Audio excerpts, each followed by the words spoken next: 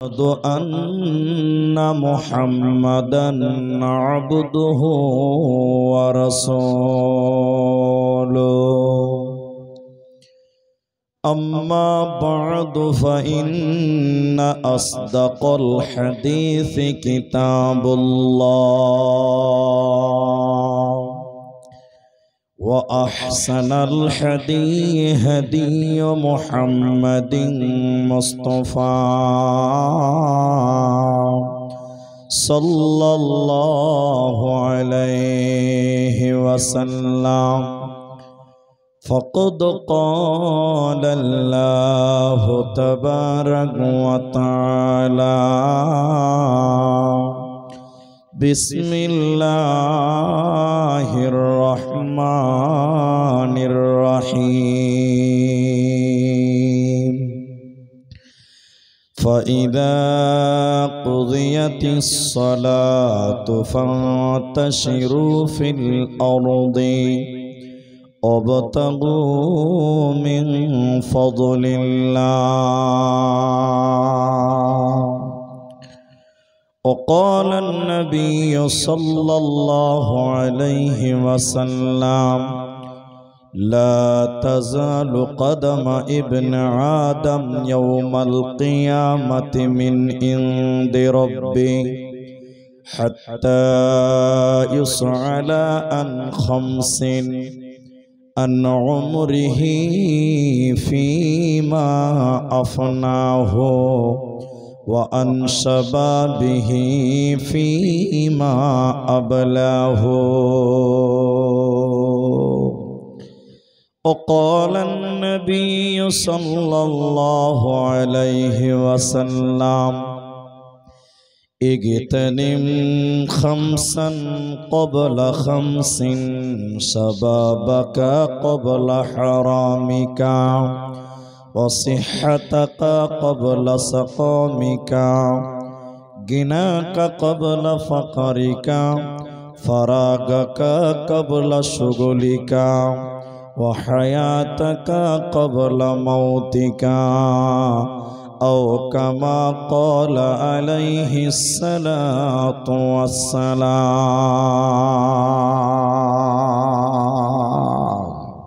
رب اشرح لي صدري দিনের তরি যাইরে ডুবি এসে ধর হাল দিনের তরি যাইরে ডুবি এসে ধর হাল এসো যুবক এসো সেবক এসো মায়ের লাল এসো যুবক এসো সেবক এসো মায়ের লাল দিনের তরি যাইরে ডুবি এসে ধর হাল এসো যুবক এসো সেবক এসো মায়ের লাল এসো যুবক এসো সেবক এসো মায়ের লাল আজ মুসলমানকে যাই না চেনা তার কাটিং শাটিং এ আজ মুসলমানকে যাই না চেনা তার কাটিং শাটিং এ হালাল ফেলে মেতেছে সব মদারা ফিঙে জাতিকুল সবেদের হাতে হলো রে পয়মাল এসো যুবক এসো সেবক এসো মায়ের লাল এসো যুবক এসো সেবক এসো মায়ের লাল আজ পূবের দেশে ঘর বেদেশে পশ্চিমী সভ্যতা আজ পূবের দেশে ঘর বেদেশে পশ্চিমী সভ্যতা তাই নাদানেরা খুব মেতেছে করাতে ভদ্রতা বুঝলি না রে বুঝবি রে তো এটা ঈমান ধ্বংসের কল। এসো যুবক এসো সেবক এসো মায়ের লাল, এসো যুবক এসো সেবক এসো মায়ের লাল। আজ মায়ের জাতি নারীরা সব বিকাই যে বাজারে, আজ মায়ের জাতি নারীরা সব বিকাই যে বাজারে। পেটের দায়ে ইজ্জত হাতে ঘুরছে দাঁড়ে দাঁড়ে, লোকে টাকার লোভ দেখিয়ে করছে না যে হাল। এসো যুবক এসো সেবক এসো মায়ের লাল, এসো যুবক এসো সেবক এসো মায়ের লাল। দিনের তরি যাই রে ডুবি এসে ধরো হাল, এসো যুবক এসো সেবক এসো মায়ের লাল, এসো যুবক এসো সেবক এসো মায়ের লাল। উপস্থিত চলমান সভার যোগ্যতম সভাপতি, স্টেজে ওলামায়ে কেরাম, অতিথিবৃন্দ, আমার সামনে বসে থাকা দিনদার ইমানদার মুমিন ভাই সকল, দোয়ার কান্টারি মুরব্বী সমাজ, স্নেহের কচি কাঁচা, পর্দার অন্তরালে বসে থাকা মুমিনা সলেহা মা ও বোনেরা, প্রাণ প্রিয় হাটপাড়া রঘুনাথগঞ্জ মুর্শিদাবাদবাসী, প্রশংসা সেই মহান মনিবের দরবারে যিনি আমাদেরকে এক মসজিদ কেন্দ্রিক আয়োজিত মাহফিলে বসিয়ে কুরআন এবং হাদিসের কথা বলার এবং শোনার যিনি তৌফিক ইনায়াত করেছেন, সেই মহান মনিবের দরবারে শুকরিয়া আদায় করি। আমরা সকলেই একবার বলি আলহামদুলিল্লাহ। দরুদ ও সালাম বর্ষিত হোক সরকারে কায়নাত তাজদারে মাদানী নবী কুল শিরোমণি ইমামুল আম্বিয়া নবী মক্কি নবী মাদানী নবী আহমদ নবী মুহাম্মদুর রাসূলুল্লাহ সাল্লাল্লাহু আলাইহি ওয়াসাল্লাম। मोहतरम भाइयों, अजीजों, नौजवान साथियों, আমি কুরআনুল কারীম সূরা জুমা থেকে একটি আয়াত এবং হাদিসে নববী থেকে দুইটি হাদিস আপনাদের সামনে পাঠ করেছি। উল্লেখিত আয়াত এবং হাদিসকে কেন্দ্রবিন্দুর মধ্যে রেখে নির্ধারিত যে বিষয় যুবকদের সময়, এর গুরুত্ব, করণীয় বর্জনীয়, চলার পথ, টোটাল যুবক কেন্দ্রিক কিছু কথা রাখবো যদি আল্লাহ তৌফিক দেন তো। আলাইহি তাওয়াক্কালতু ওয়া ইলাইহি উনীব।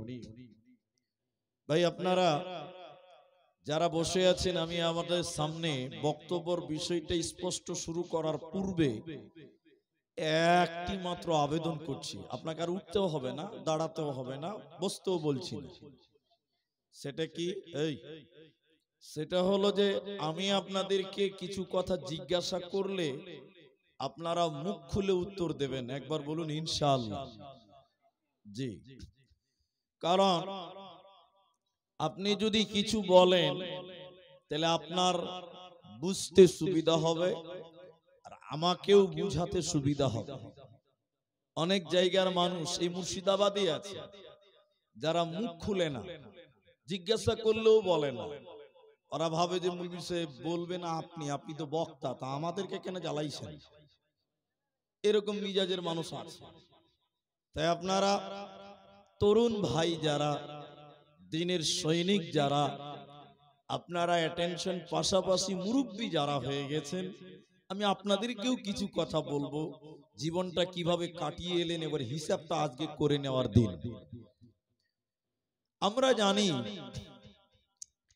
মুহাম্মাদুর রাসূলুল্লাহ সাল্লাল্লাহু আলাইহি ওয়াসাল্লামের সাথী সঙ্গী যারা হয়েছিলেন, সহযোগী যারা হয়েছিলেন, তারা সবাই যুবক, তারা সবাই প্রায় তরুণ ছিলেন।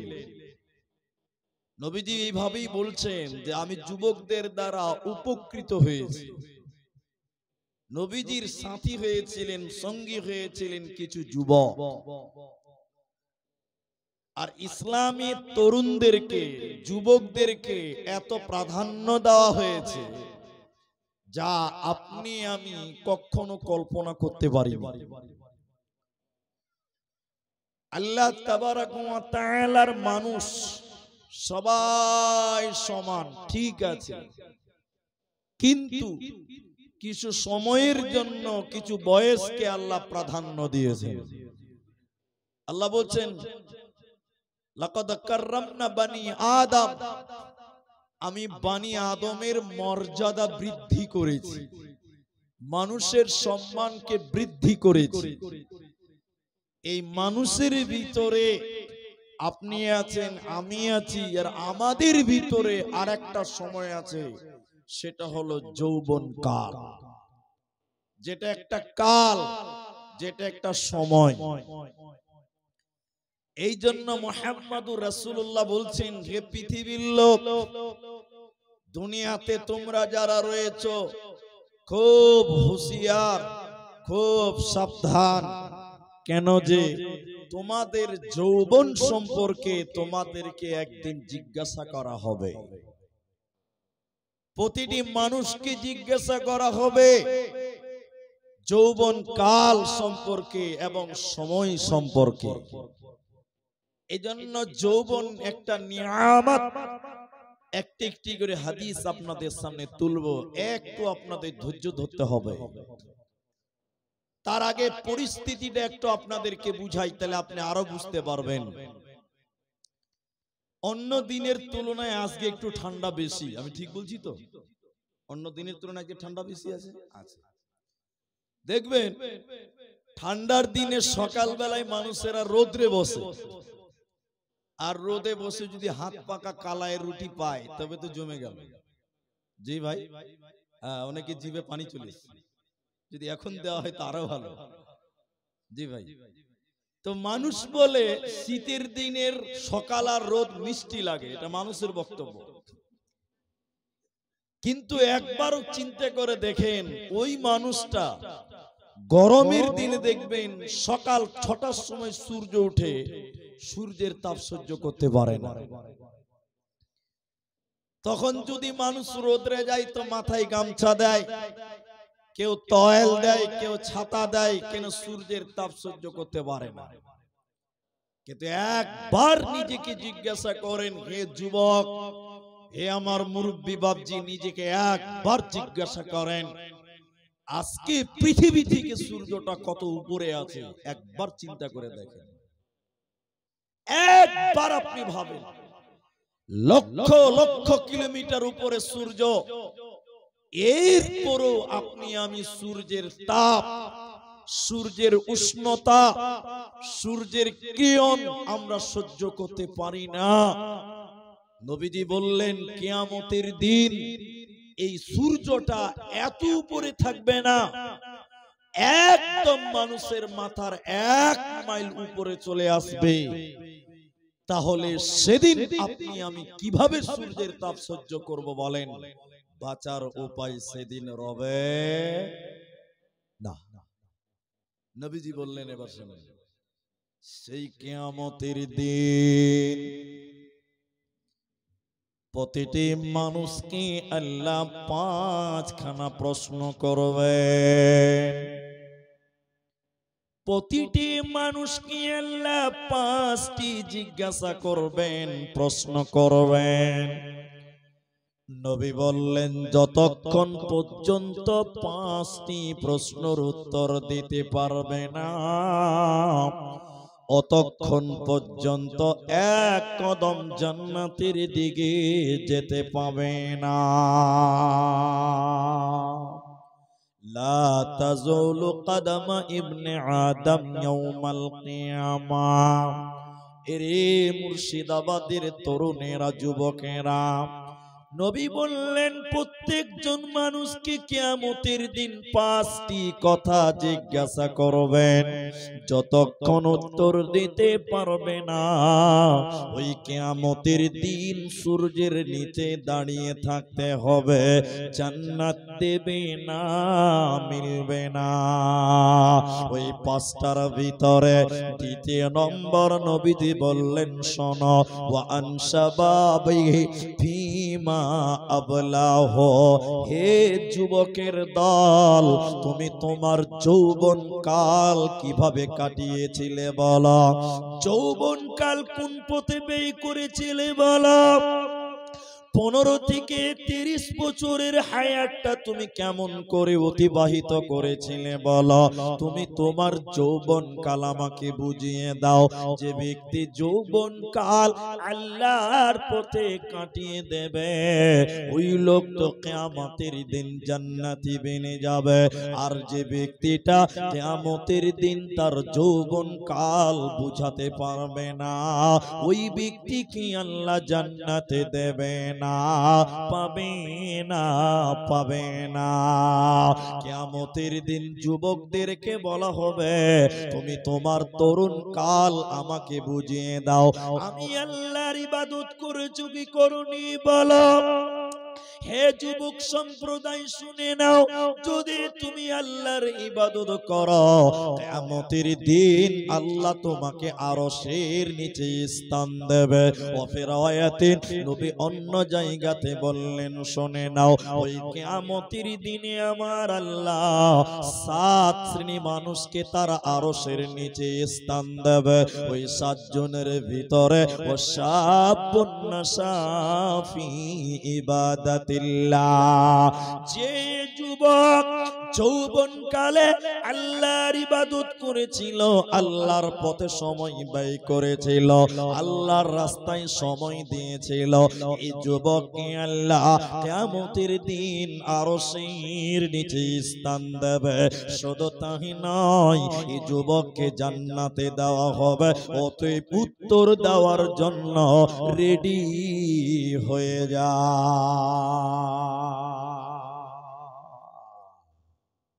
এখন যেটা প্রশ্ন আপনাদেরকে করছি, উত্তর দেন। এখন যুবকেরা নেকির কাজ বেশি করে না গুনার কাজ বেশি করে? সবাই বলে গুনার কাজ বেশি করে। এখনকার তরুণ, এখন যুবক সম্প্রদায় নেকির কাজে কম, গুনার কাজে প্রতিযোগিতায় নেমেছে, গুনার কাজে নেমে গেছে আজকের যুবকেরা। কিন্তু তুমি একবার নিজেকে ভেবে দেখো, আজকে দুনিয়াতে সূর্যের তাপ সহ্য করতে পারো না, দুপুর বেলায় তুমি মাথায় ছাতা দিয়ে মাঠে যাও, অফিসে যাচ্ছ তো মাথায় ছাতা ফুটিয়ে যাচ্ছ। যেদিন কিয়ামতের দিন আল্লাহ বলবেন, হে যুবক, তুমি তোমার যৌবন কাল আমাকে বুঝিয়ে দাও, সেদিন যদি আল্লাহকে ঠিকভাবে যৌবন কাল বুঝাতে না পারো, সেদিন তুমি কি করে আল্লাহর সামনে দণ্ডমান হবে বলো? সেদিন তুমি কি করে জান্নাতি হবে বলো? অতএব কিয়ামতের দিন বাঁচতে গেলে যুবক যৌবন কাল তুমি আল্লাহর পথে কাটাও। এখন আপনাদেরকে আরেকটা প্রশ্ন করি, উত্তর দিন। আপনারা ডাব বুঝেন? ডাব? জি ভাই, একটা ডাবের দাম কত? 60 টাকা, 50 টাকা, 60 টাকা একটা ডাবের দাম। জি ভাই, আচ্ছা, মাশাআল্লাহ, খুব ভালো। দ্বিতীয় নম্বর প্রশ্ন করছি, ওই ডাব যখন পেকে যায়, হয়ে যায় নারকেল। নারকেল বলেন তো, অনেকে নারিয়েল বলে, নারকেল বলে, নারকেল। তো একটা নারকেলের দাম কত বাজারে আপনারা কেউ জানেন? 20 টাকা, 30 টাকা, 25 টাকা।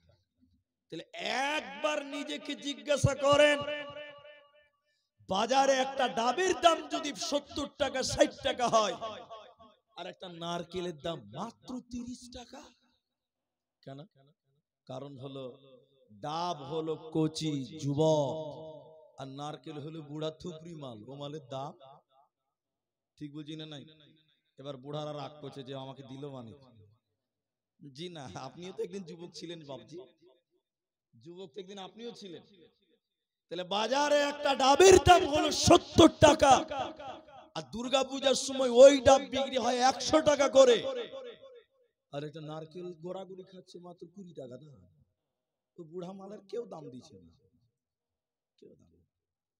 ইসলামের ভিতরে ডাবের মতন যুবকদের মূল্য বেশি, তরুণদের মূল্য বেশি।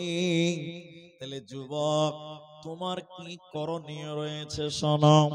আল্লাহ বলেন, হে যুবক, তুমি 15 থেকে 30 বছর 15 বছরটা আমাকে তিলে তিলে তিলে তিলে বুঝিয়ে দাও। আল্লাহর ইবাদত করেছো কি করনি তুমি বলো, দিনের পথে সময় দিয়েছো কিনা বলো। আজকের যুবকেরা আল্লাহকে জবাব দিতে পারবে না, পারবে না। তাহলে যুবকেরা কি করবে? লাইটটা বন্ধ করো ভাই, তুমি লাইটটা বন্ধ। হ্যাঁ, তাহলে যুবকেরা কি করবে? এবার যুবকদের কয়েকটা আমাল, এদিকে দেখেন, এদিকে আপনারা গুজুর গুজুর করেন। যুবকদের কয়েকটা আমাল। এক এক যুবকদেরকে ইনকাম করতে হবে। ইনকাম করা ইবাদত, হালাল রুজি উন্নয়ন করার নাম ইবাদত। আল্লাহ কোরআনে বললেন, শুনে নাও, অবিমা আনফাকু মিন আমওয়াল। হে পুরুষের দল, হে জওয়ানেরা, হে যুবকেরা, তোমরা ইনকাম করো। তোমরা বহরমপুর রোডে তোমরা আইসক্রিম বিক্রি করো, কেরল বোম্বাই চেন্নাই তোমরা রাজমিস্ত্রি কাজ করো, আর কষ্টের টাকাগুলো তোমরা তোমাদের নারীদের পেছনে খরচা করো। কষ্টের উপার্জনটা বিবিদের পেছনে তোমরা খরচা করো। তাহলে যুবকদের প্রথম ডিউটি হলো ইনকাম করা, হালাল উপার্জন করা। কিন্তু এটা দুঃখ আছে, কার মনে আছে না নাই? আমার মনে আছে, আমার অন্তরের কথাটা আমি বলবো। আমরা কষ্ট করি, ইনকাম করি, আর আমাদের টাকা আমাদের স্ত্রীর পেছনে খরচা করি। আপনারা করেন কি করেন না? কিন্তু স্ত্রীদের একটা দায়িত্ব আছে, স্ত্রীদের দায়িত্ব নাই? আমার টাকা স্ত্রীদেরকে সাজাবো, স্ত্রীরা আমাদের জন্য সাজবে। কিন্তু এখন সত্য করে বলেন মুর্শিদাবাদের ভাইয়েরা, আপনাদের বউরা আপনাদের জন্য সাজে? এরা কথা বলে না, সাজে জি? এই তুই বিয়ে করেছিস? তুমি মাথা বিয়েই করেনি তাও মাথা। তো দেখতে তো পেয়েছে, বিহানি না করেছে, হাজি বরযাত্রী যায়নি, তো বরযাত্রী গিয়েছে, দেখতে তো পেয়েছে যে ভাই কষ্ট করে ইনকাম করেন। মুর্শিদাবাদের ছেলেরা দিল্লি, মুম্বাই, কেরল, গুজরাট প্রায় সব জায়গাতে মুর্শিদাবাদের লোক পাওয়া যায়। আমরা কষ্ট করি, ইনকাম করি, আল্লাহ আদেশ করেছেন, ঠিক আছে, স্ত্রীদের পেছনে খরচা করি। কিন্তু বিষয়টা কি দাঁড়ালো? আমরা কষ্ট করে স্ত্রীকে শ্যাম্পু কিনে দেই, সাবান কিনে দেই, তেল কিনে দেই, মেকআপ কিনে দেই, আর আমাদের মেকআপ মার্কা বউ দেখে মজা মারে রাস্তার টুকটুকিওয়ালারা। ঠিক বলছি না নাই বলেন? কারণ আপনার জন্য কোনদিন মেকআপ মাখে না, মাখে না, কোনদিন আপনার জন্য মাখবে না। আরে আমি যেদিন বাড়িতে থাকি সবচেয়ে পচা শাড়িটা পরে থাকবে, আর যেদিন শুনবে যে খালি দোলা ভাই আসবে, তাহলে বুঝেন কি হবে? হ্যাঁ, অনেক কিছু। ওদিকে আমি যাব না, লাইনটা কেটে যাবে। তাহলে ইনকাম করা, ইনকাম করবে কে? যার শরীরে তাকত আছে, মানে জওয়ান, যার ভিতরে শক্তি আছে। যে যুবক বৃদ্ধ কোনদিন উপার্জন করতে পারে না। এই জন্য যুবকের দল, তোমাদের প্রথম ইবাদত হলো ইনকাম করা। যেমন এদিকে দেখেন, আমি যে মসজিদে ছিলাম ওটা জুমা মসজিদ, মনে হয় ওটা জুমা মসজিদ। এই গ্রামটা হাটপাড়া। আপনারা খালি কথা বলবেন, যখন জিজ্ঞাসা করো তখন। হাটপাড়াতে একটা 75 বছরের বুড়া মানে বিয়ারিং কাজ করছে না, সোজা করে হাঁটতে পারে না, বুঝতে পারছেন? হ্যাঁ, তো এই বুড়া মানুষটা 12টার সময় ভাত খেয়েছে, 12টা, দুপুর 12টা, যে জোহরের আজান দিয়েছে। তো বুড়া ভাবছে যাই এবার নামাজটা পড়ে আস। লাঠি ভর করতে করতে করতে করতে মসজিদ চলে গেল। মসজিদে দিয়ে জোহরের নামাজ জামাতে পড়লো। বুড়া তো ভাত খেয়ে লেছে। এ বুড়া মনে মনে ভাবছে যে আর বাড়ি যাব না, একবারে আসরের নামাজ পড়ে তারপর বাড়ি যাব। বুড়া মানুষের কোনো কাজ নাই, কাম নাই, ভাত খাওয়া হয়ে গেছে। ও গোটা দুপুরটা মসজিদে কাটালো। এবার মসজিদে জোহরের নামাজ পড়ে মসজিদের এক কান হাতে বসেছে, এরকম করছে, এদিকে দেখে সুবহানাল্লাহ, আলহামদুলিল্লাহ, আল্লাহু আকবার, লা ইলাহা ইল্লাল্লাহ, জিকির আজগার করছে। আচ্ছা আপনারা এবার বলেন, বুড়া নেকি পাবে কি পাবে না? সবাই বলেন পাবে। বাস, এই বুড়া যখন সুবহানাল্লাহ সুবহানাল্লাহ করছে, আমার মতন এটা 30 বছরের নওজোয়ান, যা রক্ত গরম, ও জোহরের নামাজ পড়তে গেছে। জোহরের নামাজ পড়ে পেছন দিকে এরকম টেঁড়া করে তাকে বুড়ার দিকে দেখছে, বলছে বারে বুড়া তো নেকি লুটেলি নেবে। হ্যাঁ, তো সবাই বাড়ি চলে গেছে, বুড়া সুবহানাল্লাহ সুবহানাল্লাহ নেকি তো লুটেলি রে। তখন আমার মতন একটা জওয়ান এরকম জামা গুটাইছে, দেখছি বুড়াকে হারাতে পারছি কিনা দেখছি। তখন ও মসজিদের আরেক কানাতে দু হাতে তাসবিহ দিচ্ছে, সুবহানাল্লাহ সুবহানাল্লাহ সুবহানাল্লাহ সুবহানাল্লাহ, বন্দে ভারত চলছে আর কি। আচ্ছা বলেন, ইউ সুবহানাল্লাহ সুবহানাল্লাহ করতে করতে আসর ঠিকই দিল। এবার আপনারা বলেন, এই যুবক ছেলেটা নেকি পাবে কি পাবে না? কে বলছে পাবে? পাবে না, একটা নেকি পাবে না। তো বুঝে মুলি সাহেব অন্যায় হয়ে গেল, বুড়া লোকটা নাকি পাবে, চ্যাংড়া মানুষ নাকি পাবে না? বলছে জি পাবে না। কেন পাবে না? এদিকে দেখি, এদিকে দিকে, সুবহানাল্লাহ, আলহামদুলিল্লাহ, আল্লাহু আকবার, এগুলো জিকির নফল। এগুলো কি নফল? বলেন এগুলো কি নফল? আর ইনকাম করা কি ফরজ? তাহলে আগে ফরজ না আগে নফল? হ্যাঁ, ফরজ। তাহলে ফরজ বাদ দিয়ে যদি কি সুবহানাল্লাহ সুবহানাল্লাহ সুবহানাল্লাহ করে, তো নেকি হবে না? গুনাহ হবে? নেকি হবে? নেকি হবে? একটা নেকি হবে না। কেন? আল্লাহ কোরআনে বলেন, হে যুবকের দল, যাদের শরীরে পাওয়ার আছে, জওয়ানি আছে, শক্তি আছে, আল্লাহ তাদেরকে বলেন যখন তোমাদের নামাজ হয়ে যাবে, মসজিদে বসে থাকতে পাবে না, নফল ইবাদত করার টাইম ওটা নয়। আল্লাহ বলছেন যুবক, হে পুরুষের দল, ফাইদা কুদিয়াতিস সালাহ, যখন তোমাদের সালাত হয়ে যাবে, যখন তোমাদের নামাজ হয়ে যাবে, তো ফান্তাশিরু ফিল আরদি, তখন তোমরা দুনিয়ায় বেরিয়ে যাও, জমিনে বেরিয়ে যাও, ওয়াবতাগু মিন ফাদলিল্লাহ, আল্লাহর ফজলকে তোমরা তালাশ করো, হালাল ইনকাম করো, কামাই করো, লেবারি খাটো, তুমি মিস্ত্রি খাটো, তুমি মনীষ খাটো, ধান কাটতে গম কাটতে যাও, তাহলে যুবক তুমি বসে থাকতে পাবে না, তোমাকে ইনকাম করতে হবে। ইনকাম করা যুবকদের জন্য, পুরুষদের জন্য ইবাদত।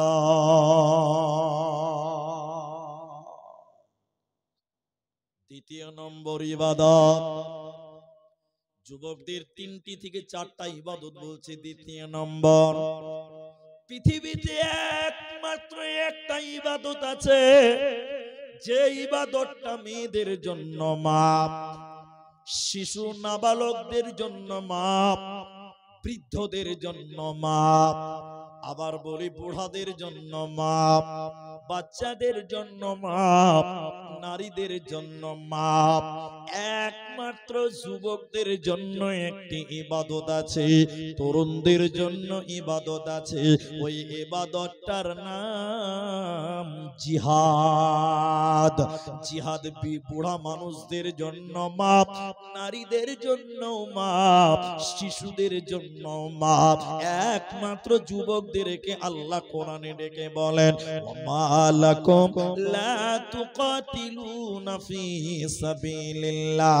হে যুবকের দল, আল্লাহ বলেন মালাকুম, কি হয়েছে তোমাদের, কি হয়েছে তোদের, লা তুকাতিলুনা ফি সাবিলিল্লাহ, তোরা কেন আল্লাহর রাস্তায় লড়াই করছিস না, তোমরা কেন জিহাদ করছো না? তাহলে যুবকদের জন্য একমাত্র একটি ইবাদত রয়েছে যা পৃথিবীর অন্য কাউকে করতে বলা হয়নি, ওই ইবাদতটার নাম জিহাদ।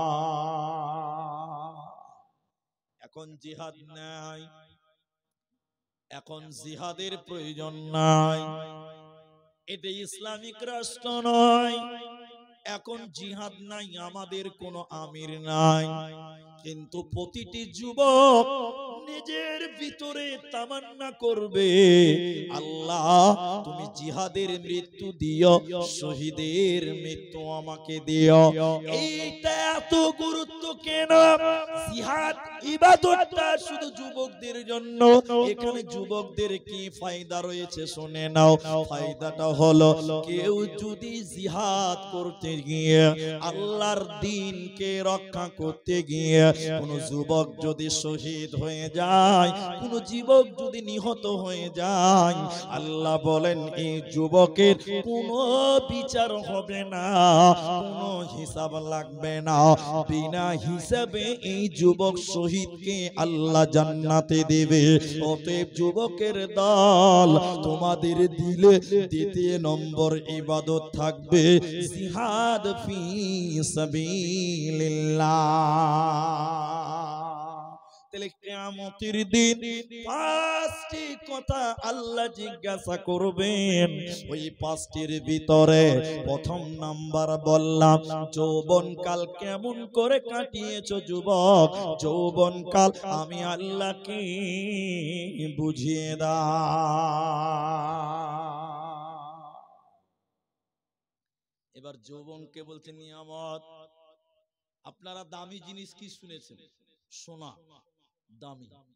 জি ভাই, সোনা দামি না কম দামি? দামি। তারপরে হিরে দামি। আল্লাহর নবী বলেন তোমরা যৌবন কালকে দামি মনে করো।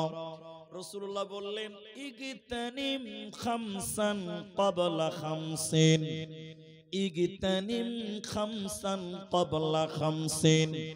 পাঁচটা জিনিসকে তোমরা গনিমত মনে করো, নিয়ামত মনে করো, হীরের টুকরা মনে করো। পাঁচটা জিনিস চলে যাওয়ার আগে ওই পাঁচটার ভিতরে একটা নবীজি বলেন শাবাবাকা ক্বাবলা হারামিকা, যৌবনকে নিয়ামত মনে করো বৃদ্ধ হয়ে যাওয়ার আগে। কারণ মানুষের জীবনে যৌবন এক চান্স আল্লাহ দেবে, দ্বিতীয় চান্স যৌবন আল্লাহ দেবে না, পাবে না, পাবি না। এখন যার বয়স 50 বছর, এদিকে দেখেন, ও যদি তাহাজ্জুদ নামাজ পড়ে দোয়া করে, আল্লাহ 18 বছরের জীবনটা আরেকবার দাও, দেবে? আর যদি 18 বছরের চ্যাংড়াটা বলে আল্লাহ তুমি আমাকে যৌবনটা দাও, ওকে চাইতে হবে না, আল্লাহ বিনা চাওয়াতে দিবে। এক চান্স। বলুন কয় চান্স? আল্লাহ বলছেন একবার পাবি, তুই চাইলেও পাবি, না চাইলেও পাবি, একবার পাবে, দ্বিতীয়বার পাওয়া যাবে না। তো যৌবন মানুষ একবার পায়। জি, আমার এক উস্তাদ আছে, বয়স কিরকম হবে, এখনো বেঁচে আছেন, ল্যাংড়া হয়ে গেছে, হাঁটতে চলতে পারে না, বেঁচে আছে, বোলপুরে বাড়ি, বোলপুর বীরভূম। তো ও মোটরসাইকেল চালাতো, তো আমরা যখন পড়েছি তখনই ওর দাড়ি টাড়ি পেকে গেছে। নামটা বলে দিয়েছি, মানে আব্দুল হালিম সাহেব, বড় বড় দাড়ি, মোটরসাইকেল চালাতো। আর যখন রাস্তায় চলতো খুব স্পিডে গাড়ি চালাতো, ওর দাড়ি দুদিকে ভাগ হয়ে এরকম করে পেছনে চলে যেত। একদিন ক্লাসে আমরা বলছি বুড়া মানুষের কত পাওয়া, আমরা ইয়ার কি করে বলছি যে বুড়া মানুষ কত পাওয়া। তখন বলছে রে বেটা, মানুষ উপরে বুড়া হয়ে গেছে, আমার মনটা বুড়া হয়ে যাবে। আমার জন্য যদি তোরা মেয়ে দেখিস তারা 3টে বিয়ে করতে পারবে। আসলে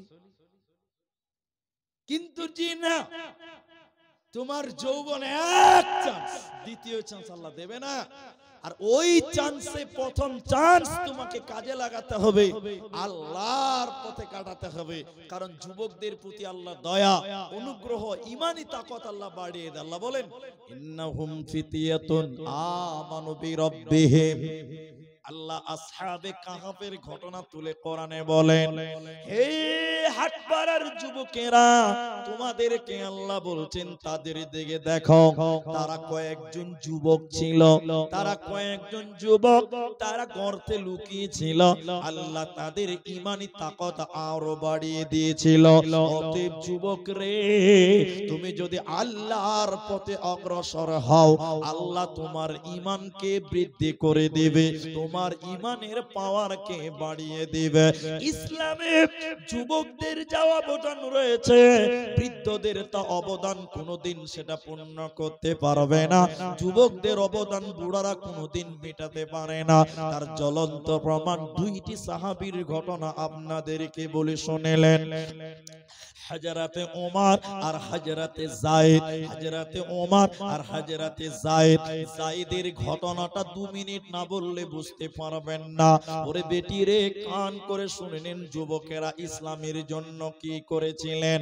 একদিন নবীজি মসজিদে দাঁড়িয়ে গিয়ে এশারের নামাজের পর বলতে লাগলেন, যুবক, হে মুসল্লিবৃন্দ, তোমরা বসে যাও, তোমরা বসে যাও। সমস্ত মুসল্লিরা নামাজের পর বসে গেল।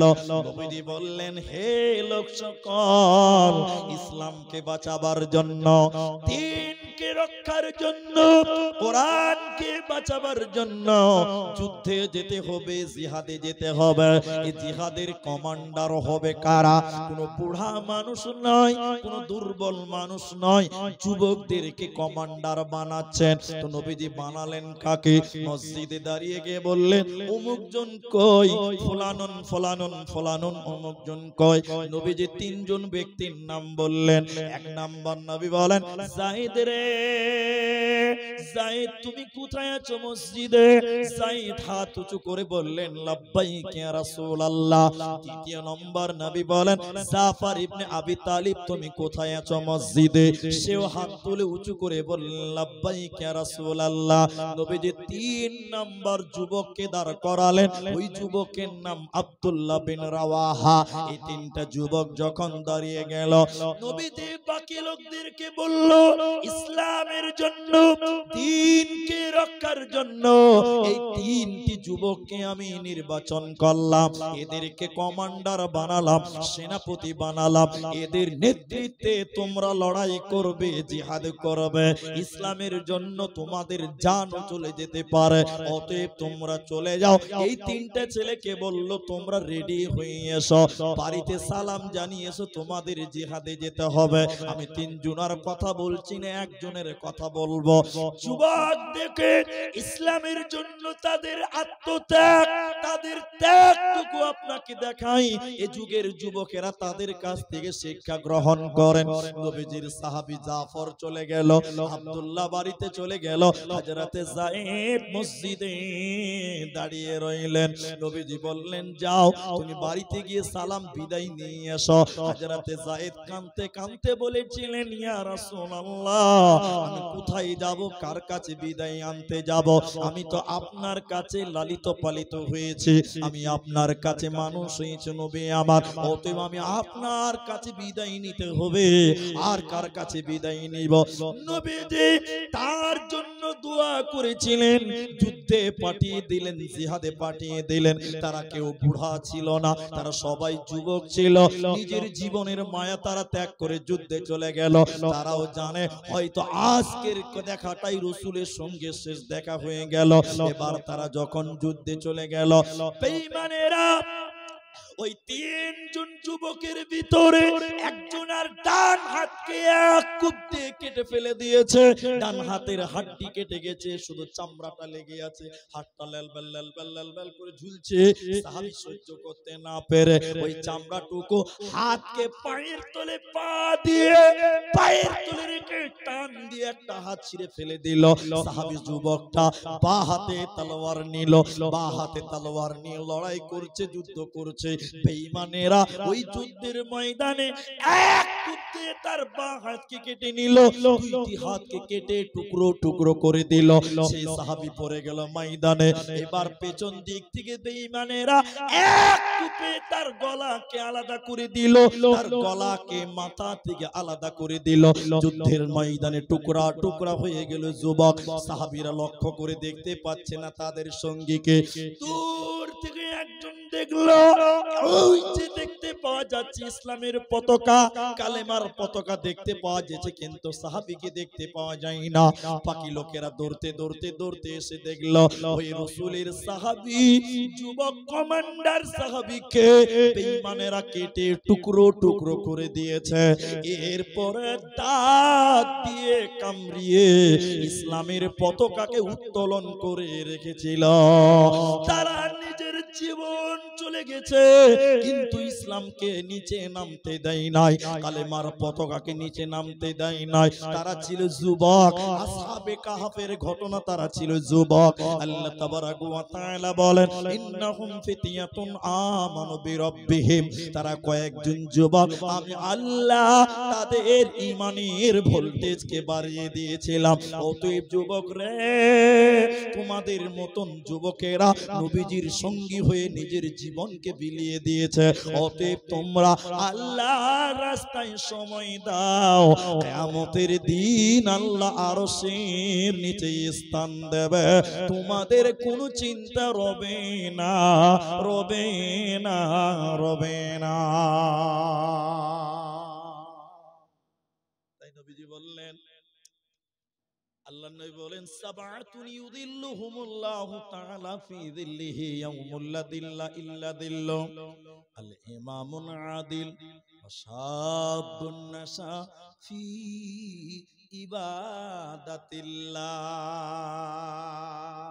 যারা যুবক আল্লাহকে ডাকে, আল্লাহর পথে সময় দেয়, আল্লাহর রাস্তায় সময় বের করে, এদেরকে কিয়ামতের দিন আল্লাহ বলবেন, তোদের জন্য রিজার্ভেশন, আরশের নিচে জায়গা আছে, তোদের কোনো চিন্তা না। এবার ৩ নাম্বার, যুবকদের ইসলামের কি গুরুত্ব কাজ করতে হয়। ৩ নাম্বার, দাওয়াত, দাওয়াত তাবলীগ, দাওয়াত ও তাবলীগ। যুবকদেরকে তাবলীগের কাজ করা, দাওয়াতের কাজ করা। যদি তুমি দ্বীনের দাওয়াত দাও মানুষদেরকে, কিয়ামতের দিন আল্লাহ বলেন, হে যুবক, যৌবনকাল কিভাবে পার করেছিলা? সেদিন বলবে আল্লাহ, তোমার দ্বীনকে প্রচার করেছিলাম, মানুষদেরকে দ্বীনের কাজ বলেছিলাম। এজন্য যুবক শুনে নাও, ওয়ালতাকুম মিনকুম উম্মাতুন ইয়াদউনা ইলাল খায়র। আল্লাহ এরকম যুবকদেরকে ডেকে বলেন, মুমিনদেরকে ডেকে বলছেন, তোমাদের ভিতরে এমন একটা দল থাকা দরকার, তোমাদের ভিতরে এমন একটা গ্রুপ থাকা দরকার, যে দলের লোকেরা মানুষদেরকে দ্বীনের পথে ডাকবে। আমি একটা মসজিদে ইমামতি করেছি, প্রায় ৪-৫ বছর ইমামতি করেছি। এবার আমি দেখেছি, এখানে একটু হ্যাঁ না বলবেন, আপনারা মিলিয়ে দেখেন, পাড়ার কিছু কিছু ছেলেরা খুব বদমাশ হয়, এই গ্রামও আছে, নাই? কিছু ছেলে খুব বদমাশ, মুরব্বি মানে না, সম্মান বুঝে না, আদব নাই, আখলাক নাই, কিছু অসভ্য টাইপের ছেলে থাকে, থাকে না ভাই? আছে। তো মসজিদের পেছনে পহিলা জানুয়ারি পালন করছে, পহিলা জানুয়ারি, তাও কি দিয়ে জানেন? ডিজে দিয়ে, ডিজে দিয়ে। তো যারা বুড়া মানুষ, হাজি সাহেব মানুষ, হ্যাঁ হাজি সাহেব মানুষ, বুড়া মানুষ, এদেরকে বললাম, কথাটা খুব ভালো করে বুঝেন, যে চাচা, কাউকে মামু বলি, কাউকে চাচা বলি, কাউকে বাবজি বলি, এ দেখেন না ঘুম পাড়তে দিচ্ছে না মসজিদে। আজ ৩ দিন থেকে ডিজে গান ঝিকঝিক করে বাজতে আছে, বাজতে আছে, না নামাজ পড়ে শান্তি, না ঘুমিয়ে শান্তি, না কোরআন পড়ে শান্তি। চলেন বলবো, চলেন বলবো, কথাটা ভালো করে বুঝেন, চলেন বলবো। তো বুড়া মানুষ 10টার ভিতরে 60টা লোক বলল জি মুলি সাহেব চলেন। আর মসজিদের এই আমরা যে যাব এই খবর শুনে কয়েকটা যুবক ছেলে বলছে বুড়ারা যদি খালি এদিকে চলে আসে কিনা আমরা মসজিদের চাঁদা টান্দা সব বন্ধ করে দেবো। আচ্ছা বলেন দিনের কাজ করা যাবে? কিন্তু 60টা বুড়া রেডি হয়েছে যাব, বেশি লয়। আর 60টা যুবক যদি বলতো কে রে ও ট্যাং ভেঙে দেবো চলেন তো মুলি সাহেব, ওরা প্রতিবাদ করতে পারতো? ওরা এই কথা বলতে পারতো মসজিদের চাঁদা দিব না, দাম দিব না? ইসলামের সোনালী যুগের ইতিহাসটা যদি দেখেন, হযরত উমর যখন ইসলাম কবুল করলেন তিনি কি বুড়া ছিলেন?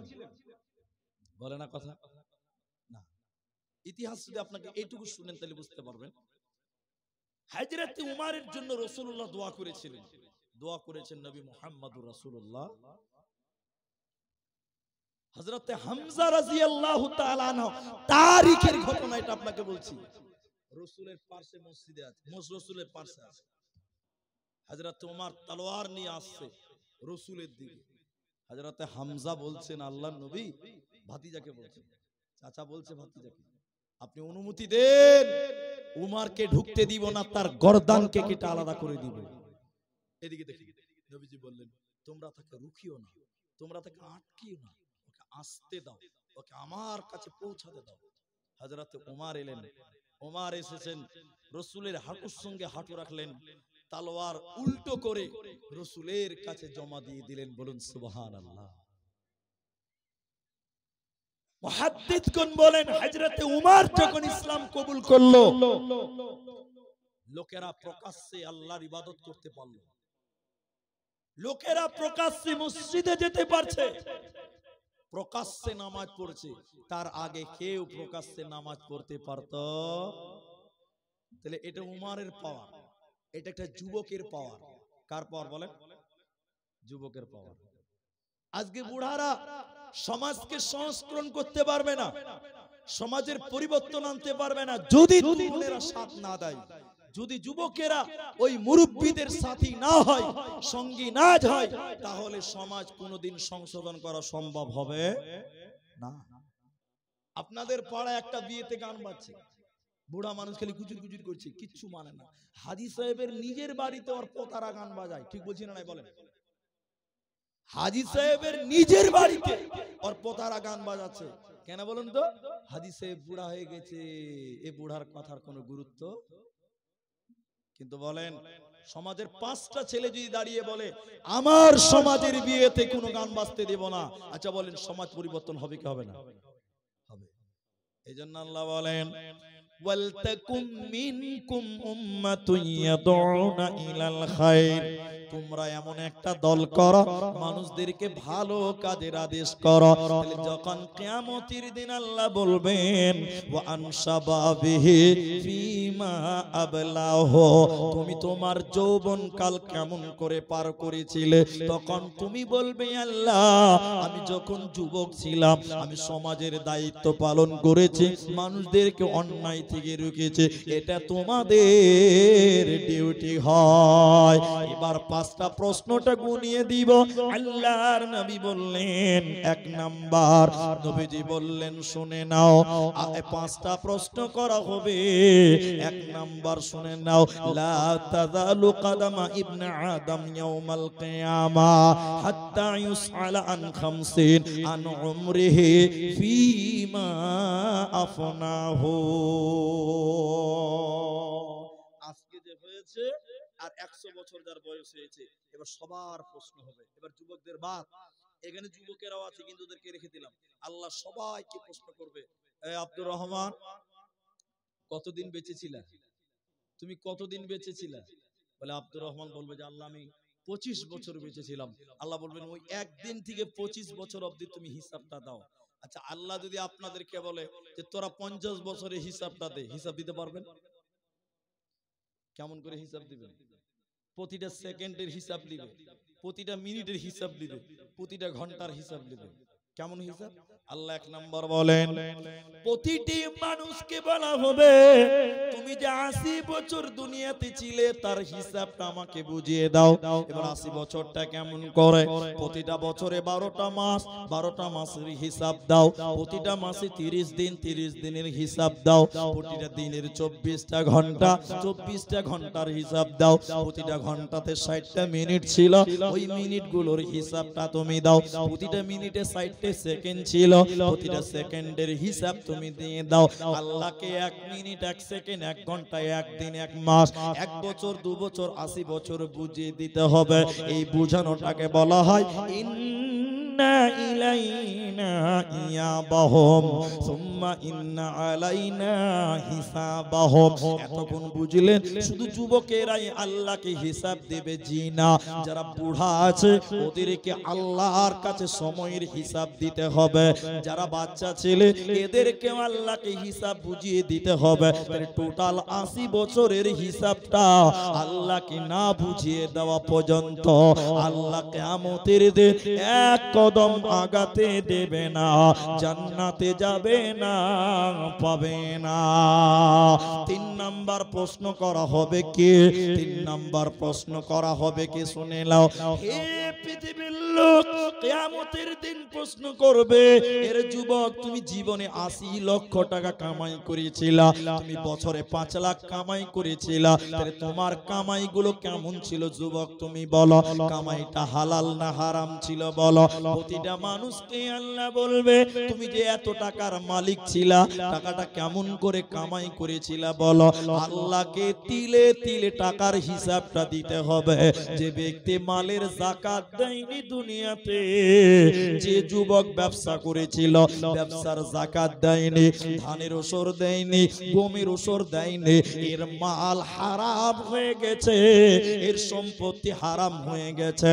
আপনি উমরপুরে দোকান করেন, জঙ্গিপুরে দোকান করেন, দোকানে 3 লাখ টাকার মাল আছে, ওই মালগুলো 1 বছর হয়ে গেছে, হিসাব করে যাকাত বের করলেন না, তার মানে আপনার দোকানের ইনকামটা হারাম। কিয়ামতের দিন বলবে, হে যুবকেরা, তোমার জীবনে আমি 1 কোটি টাকা দিয়েছিলাম, ওই 1 কোটি টাকাটা কেমন করে কামাই করেছিল বলো। তিলে তিলে কামাইয়ের হিসাবটা দিতে হবে। তাই আল্লাহর নবী বলেন, ইয়াতি আলান নাস, এমন একটা জামানা আসবে, শুনে নাও, মানুষেরা পারোয়া করবে না, কেউ তাওয়াক্কা করবে না সে কামাই করেছে কিভাবে, হালাল না হারাম। 4 নাম্বার প্রশ্ন করবেন কিয়ামতের দিন। 1 নাম্বার 80 বছরের সময়টা বুঝিয়ে দাও, 2 নম্বর যৌবন কালটা বুঝিয়ে দাও, 3 নাম্বার কিভাবে কামাই করেছিলে হিসাবটা আমাকে দাও, কোনো সুদ ছিল না, ঘুষ ছিল না। 4 নাম্বার বলা হবে তোমাকে যে এত টাকার মালিক বানিয়েছিলাম, টাকাগুলো কেমন করে তুমি খরচা করেছিলা, টাকাগুলো কেমন করে খরচা করেছিলা, এই খরচার হিসাবটা তোমাদেরকে দিতে হবে। ভাইয়া, এখন আপনাকে দুটি কথা জিজ্ঞাসা করছি, যারা বিরক্ত হচ্ছেন এই কথাটা বিরক্ত হয়েও শুনেন। কথাটা কি? আপনি বলেন, মুনি সাহেব আমার টাকা আল্লাহকে হিসাব দিতে হবে? হবে। আপনি যদি 1 টাকা যদি অন্যায় ভাবে খরচা করেন, আল্লাহকে হিসাব দিতে হবে। তাহলে আপনার টাকাটা কোন পথে খরচা হবে এটা বলে দিয়েছেন আল্লাহ। সবাই বলেন, বলেছে কে? আল্লাহ। দেখি আপনাকে একটু বুঝাতে পারি কিনা। আল্লাহ আপনাকে বলছেন, একটা লোকের নাম বলছেন, ধরেন এই ছেলেটার নাম, এই লোকটার নাম হলো উমর ফারুক, এই লোকটার নাম উমর ফারুক, বুঝার জন্য বলছি। আল্লাহ উমর ফারুককে বলছে, এই উমর ফারুক, তোর মাসে ইনকাম ছিল 20,000 টাকা, তো 1 মাসে 20,000 কামাই করলি, তো 20,000 খরচা করলি কিভাবে বল? উমর ফারুক শুরু করলো, দেখেন, বলছে হাটপাড়া মসজিদের জালসা ছিল, দিয়েছিলাম 1,500 টাকা, ঠিক আছে। উত্তরপাড়া মসজিদের জালসা দিয়েছিলাম 1,500 টাকা, আল্লাহ বলছে ঠিক আছে। তারপর বলছে যে একটা গরিব কাঁদছিল, ওকে দিলাম 200 টাকা, ঠিক আছে। এটা বিধবা, পরনে ভালো শাড়ি ছিল না, একটা কাপড় কিনে দিলাম, নিল 800 টাকা, ঠিক আছে। ভিন্ন গ্রাম থেকে জালসার জন্য চাঁদা চাইছিল, দিলাম 300 টাকা, আল্লাহ বলছে ঠিক আছে। এরপরে বলছে যে পার্টির নেতারা গান করবে, চাঁদা চাইছিল, দিলাম 50 টাকা, আল্লাহ বলছে কেন দিলি তুই বল? বাস বলেন কি বলবেন, উত্তর দিতে পারবেন? আল্লাহ যদি একবার বলে ওই 50 টাকা গানের জন্য কেন দিয়েছিলি, কেন, আল্লাহর কেনর জবাব আমরা কেউ দিতে পারবো? কে পারবেন দেখি বলেন তো, যে খুব চাপ দিয়েছিল পঞ্চায়েতের নেতা ওই লিখে দিয়েছিলাম, বলতে পারবেন? একবার খালি বলবে আল্লাহ কেন, বাস তোর ডাম্পার ফেসে গেছে। আর তাহলে টাকাটা কিভাবে খরচা হবে বলেছেন আল্লাহ। বলুন বলেছে কে? আল্লাহ। আল্লাহ যেভাবে খরচা করতে বলেছেন, যুবক তুমি কামাই করো, দিনে 200 টাকা বিমল খাও, গুটকা খাও, বন্ধু বান্ধবকে নিয়ে জুয়া খেলাও, তাস খেলো, আমার টাকা আমি যেমন তাই করবো। জি না, তোমার 1 টাকার হিসাব কাকে লাগবে বলুন একবার? আল্লাহকে লাগবে। তাহলে এবার বলুন তাহলে বলছে কি করবো টাকাগুলো? তুমি যে এত টাকার মালিক, আল্লাহ তোমাকে বানিয়েছে, কিভাবে খরচা করবেন এটাও বলে দিয়েছেন স্বয়ং আল্লাহ। যেমন আমি দান চাইছি না, আমাকে বললো ওই যে ভাই যে কিছু কালেকশন করতে হবে, আমি করবো কিন্তু এখন চাইছি না, আপনারা বসেন। কথাটা আল্লাহ বলে দিয়েছেন কিভাবে খরচা হবে। এক, এদিকে দেখেন, ওয়াতাল মাল, যুবকের একটা ডিউটি ইনকাম করা, ইনকাম করলেন, খরচা কিভাবে করবেন এবার বলেন। আল্লাহ বলেন ওয়াতাল মালা আলা হুব্বিহি যাবিল কুরবা ওয়াল ইয়াতামা ওয়াল মাসাকিনা ওয়া আবনাস সাবিল। আর নবীজি ওখানে কি বলছে? ফারাগাকা ক্বাবলা সুগুলিকা, ফারাগাকা গিনাকা ক্বাবলা ফাকারিকা। মাল একটা নিয়ামত, হাত ছাড়া হয়ে যাওয়ার আগে। এবার মালটা কিভাবে খরচা হবে? এক, আমার দিকে দেখেন, হাতের দিকে দেখেন। এক, আল্লাহর মহব্বত। বলুন কার মহব্বত? এবার বলেন মসজিদটা কার ঘর? আল্লাহর ঘর।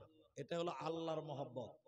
ফি সাবিলিল্লাহ, আল্লাহর রাস্তায় আল্লাহর মহব্বত।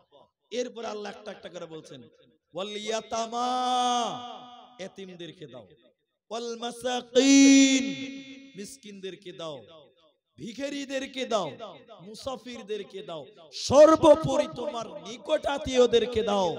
আর নিকট মানুষের মধ্যে সবচেয়ে বেশি হক রাখে মা এবং বাবা। তুমি তোমার কামাই যা করেছো, স্ত্রী, ছেলে, মেয়ে, মা বাবার পেছনে খরচা করা, এটাই ইবাদত। বলুন সুবহানাল্লাহ, ইবাদত। এখন এক নাম্বার আল্লাহর মহব্বতে। এখন মানুষের কাছে টাকা থাকলে দান করে না, ঠিক বলছি না নাই বলেন? উদাহরণ দিচ্ছি হাদিস থেকে, এবার শুনেন। একটা লোকের 30 কোটি টাকা মালিক, বলুন কত টাকা?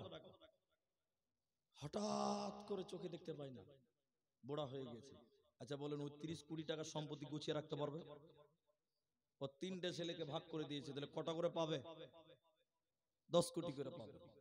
বুড়ার কিচ্ছু নাই, এখন সব ছেলে মেয়েরা ভাগ নিয়ে নিয়েছে 30 কোটি টাকা। বুড়ার কাছে এখন আছে কি জানেন? একটা লাঠি আর একটা বদনা। উজু করবে, পেশাব করবে বদনা, আর লাঠি ভর করে করে মসজিদ যাবে। লোটা আর লাঠি ছাড়া বুড়ার কাছে আর কিচ্ছু। কিন্তু একটা সময় কত ছিল? 30 কোটি টাকা। এই কথাটা শুনেন ভালো করে, ঈমান বাড়বে। এমন সময় মাওলানা সৌবুর রহমান, আপনাদের বক্তা, ও জালসা করতে করতে বলছে মান বানা লিল্লাহি মসজিদান বানাল্লাহু লাহু বাইতান ফিল জান্নাহ, যে মসজিদ বানায় আল্লাহ তার জন্য জান্নাতে ঘর বানায়। জোরে বলুন সুবহানাল্লাহ। তখন এই বুড়ার কলজাটা ধারাত করে উঠেছে, সুবহানাল্লাহ, 30 কোটি টাকার মালিক, যদি একটা মসজিদ বানিয়ে দিতাম তাহলে আমার জন্য জান্নাত হয়ে যেত। তখন বুড়া একটু কম সোজা করে বলছে যে ছেলেদেরকে 30 কোটি টাকা দিয়েছি, ওরা 3 বেটা কি 10 লাখ টাকা দিতে পারবে না? এটা ওর পাওয়ার। তখন ও বলছে যে বড় বেটাকে বলবো 5 লাখ দে, মেজো বেটাকে বলবো 3 লাখ দে, ছোটটাকে বলবো 2 লাখ দে, তাহলে কত হবে? তাহলে এটা মসজিদ হবে কি হবে না? সবাই বলে কম বেশি একটা মসজিদ হয়ে যাবে। এবার বুড়া খালি সময় গুনছে যে বড় বেটা কখন আসবে। বুড়া রাত 10টা অব্দি বাড়ির দরজায় বসে আছে, এলি রে এলি রে, চোখে দেখতে পাই না। রাত 10টার সময় বড় ছেলে স্করপিও ঢুকছে, তখন বাপ তাড়াতাড়ি করে লাঠি ভর করে উঠে বলছে হবিব এলি রে, কি হলো? দিয়েছে এক ধমক মেরে। ও বিজনেস করার মিজাজ আলাদা। তখন বাপ বলছে কিছু হয়নি, জিজ্ঞাসা করলাম ব্যবসা ট্যাবসা কেমন চলছে। কি বলছিল 5 লাখ চাহাবো, কত চাহাবো বলছিল। যেই ধমক মেরে বলছে কিছু হয়নি, জিজ্ঞাসা করছি ব্যবসা ট্যাবসা কেমন চলছে, 1 টাকাও চাইতে পারলো না। তখন বাপ মনে মনে ভাবছে না, মেজো বেটাকে 3 লাখ চাওয়া যাবে না, দেখি বলি 30,000 টাকা দেয় কিনা। দেখেন কোথায় ছিল আর কোথায় এলো। খানিকক্ষণ পর মেজো বেটা স্কুল আরেকটা গাড়ি নিয়ে বাড়িতে ঢুকছে, তখন রাত 11টা বাজে। তখন বাপ তাড়াতাড়ি করে বলছে জমিরুল এলি রে বা, কি হয়েছে আব্বা তুমি এখনো ঘুমাওনি, এখনো তুমি ঘুমাওনি যাওয়া। তখন আমতামতা করছে, আমতামতা করছে, বলতে পারছে না যে 30,000 টাকা দে। কোন রকম করে করে করে করে বলছে বেটা 5,000 টাকা দে রে ভা। ক হাজার টাকা, কত বলছিল প্রথমে 3 লাখ, কত বলছে এবার 5,000 বলছে, 5,000 5,000 কত কমলো খালি দেখেন। এবার ছেলে বলছে যে আব্বা তুমি বুড়া মানুষ, তুমি টাকা দিয়ে কি করবে গো, তোমার কি লাগবে বলো, আমাদের এত বড় বড় গাড়ি আছে, আমরা বাজার করতে পারবো না, তুমি বুড়া মানুষ বাজার করতে যাবে নাকি, কি করলে তুমি টাকা দাও বলো, বলো আমরা কিনে দেবো, তোমার কি দরকার বলো। তখন বুড়ার কইতে পারে না, খানিকক্ষণ ঢোক গিলতে গিলতে বলছে মসজিদের জালসাতে মুলবি, সালা মুলবিরা বললেই দিতে হবে নাকি। আর স্ত্রীকে বলছে বুড়াকে ভর্ত ঘরে। তখন ফের যে জালসাতে বলে দিবে 5,000 টাকা আমি দিব, তখন আমাদের কি দিতে হবে, ভর বুড়াকে ভর। 5,000 টাকাও পেল, বলেন পেল না। কিন্তু এক সময় কত টাকার মালিক ছিল, 30 কোটি টাকার মালিক ছিল। শেষের বেলা মসজিদের মুলবি সাহেব খেতেই পায়নি, দুপুর বেলা জাগিরই আসে না। বুড়াকে দেখে একটু ময়া হয়ে গেছে। বুড়া তখন মুলবি সাহেবকে বলছে চলো মুলবি সাহেব তুমি আমার বাড়িতে খেবে। এই বুড়া তুই খেতে দিবি, তোর বুড়ি আছে। তাও মুলবিকে শখ করে লেগে গেছে, বৌমারাকে বলবো, বড় বৌমাকে বলছে বড় বৌমা মুলবি সাহেবকে যেটা খাবার দাও তো, ছেলে কাঁদছে দিতে পারবো। তখন বুড়া মুলবিকে বলেছে চলো ভাই দুজনে মিলে 4 মুড়ি খেয়ে এলি দোকানে দিয়ে। বলেন কত কোটি টাকার মালিক ছিল, 30 কোটি টাকার মালিক ছিল। আমি যেটা আপনাকে বুঝাতে চাইছি, যখন তোমার কাছে মাল আছে, মাল ঠিক কাজে লাগাও। মাল একটা নিয়ামত। দুটো হাদিসের আলোচনা চলছে, একটা 5টা প্রশ্ন 5টা নিয়ামত। 3 নাম্বার বলছে গিনা কা কাবলা ফাকারিকা, মাল একটা নিয়ামত ফকির হয়ে যাওয়ার আগে। অতএব তোমাদের কাছে মাল আছে হে যুবক, তোমার মালটা আল্লাহর রাস্তায় ঠিক কাজে লাগিয়ে দাও, কারণ আজকে টাকা আছে কালকে থাকবে, এর কোনো ভরসা না। ঠিক বললাম না নাই বলেন, আজকে আছে কাল থাকবে না। এই গ্রামে একটা লোক তার 3টা গাড়ি ছেলেদেরকে নিয়ে বেড়াতো, এখন লোকটা বুড়া হয়ে গেছে, গাড়িগুলো ছেলেদের হয়ে গেছে। এখন ড্রাইভারের পাঞ্জরে বেটা বসেছে, বাপ পেছনে বসেছে, গাড়ি নিয়ে চলে গেছে উমরপুর। এবার বাপ বলছে বেটারে চল বহরমপুর যাই, ছেলে বলছে না বাবা মালদা যাব। কার কথা চলবে, ছেলে বলছে মালদা যাব, বাপ বলছে বহরমপুর যাব, কার কথা চলবে, ছেলের কথা। যেদিন তোমার কাছে মালিকানা ছিল সেদিন 2 বার বহরমপুর যেতে হতো। অতএব তোমার মাল কিয়ামতের দিন আল্লাহ বলবে তোমাদের মালগুলো কোন পথে ব্যয় করেছো। তাহলে 1 নাম্বার আল্লাহর মহব্বতে তোমরা ব্যয় করো, এতিমদেরকে দাও, মিসকিনদেরকে দাও, নিকটাত্মীয়দেরকে দাও। এই 4 নাম্বার প্রশ্ন আল্লাহ কিয়ামতের দিন করবেন। যতক্ষণ উত্তর দিতে পারবে না ততক্ষণ জান্নাতে হবে না, পাবে না, দেবে না। 5 নম্বর শুনেলেন হে যুবতী বোনেরা, হে যুবতী ভাইয়েরা, যুবক ভাইয়েরা শুনে নাও। 5 নম্বর আল্লাহ বলেন যুবক রে, তুমি যেটা শুনেছিলা, তুমি যেটা জেনেছিলে সেটা তুমি মেনেছো কি মানোনি বলো। তাহলে জানলে মানতে হয়, তুমি যেটা জানো সেটা তুমি মানো। হে যুবক, রাসূলুল্লাহ তোমাদের মূল্যায়ন করেছেন, হে যুবতী বোন তোমাদেরকেও মূল্যায়ন করেছেন। এবার যুবতী বোনদেরকে কাজ করতে হবে, যুবতী মায়েদেরকে কি ডিউটি পালন করতে হবে। এবার যুবতী বোনদেরকে একটা কথা হাদিস থেকে বলি, আল্লাহর নবী বলেন আল মারআতু ইযা সাল্লাত খামসাহা শামাত শাহরাহা আহসানাত ফরদাহা আতাত বালাহা। ভাইজান মেয়েদের যুবতী বোন যারা তাদের একটু ডিউটি আছে। তো আমি একটা কথা বলি, এখন তো 16-17 বাজে, 12টা বেজে 17 মিনিট, 1 ঘন্টা 15 মিনিট হলো। আপনারা যেটি মানুষ আছেন ভাই, আর আধা ঘন্টা টাইম আপনারা বসেন, না পালিয়ে যাবেন ইনশাল্লাহ? বসবেন ইনশাল্লাহ? একবার ইনশাল্লাহ বলেন। পেছনের লোকটি বলেন ইনশাল্লাহ। 30 মিনিট টাইম আপনি বসেন, তারপর আর বসতে বলবো না। একবার সবাই বলুন ইনশাআল্লাহ। জি, তারপরে আপনিও চলে যাবেন, আমিও চলে যাব, কিন্তু একটু দোয়া দিয়ে দোয়া নিয়ে বাড়ি যাব। বলুন ইনশাআল্লাহ।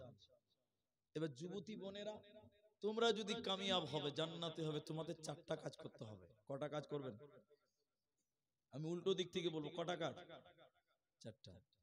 অনেক যুবতী মেয়ে বলছে আমাদের ব্যাপারে কি কোরআনে কিছু বলা নেই? আছে।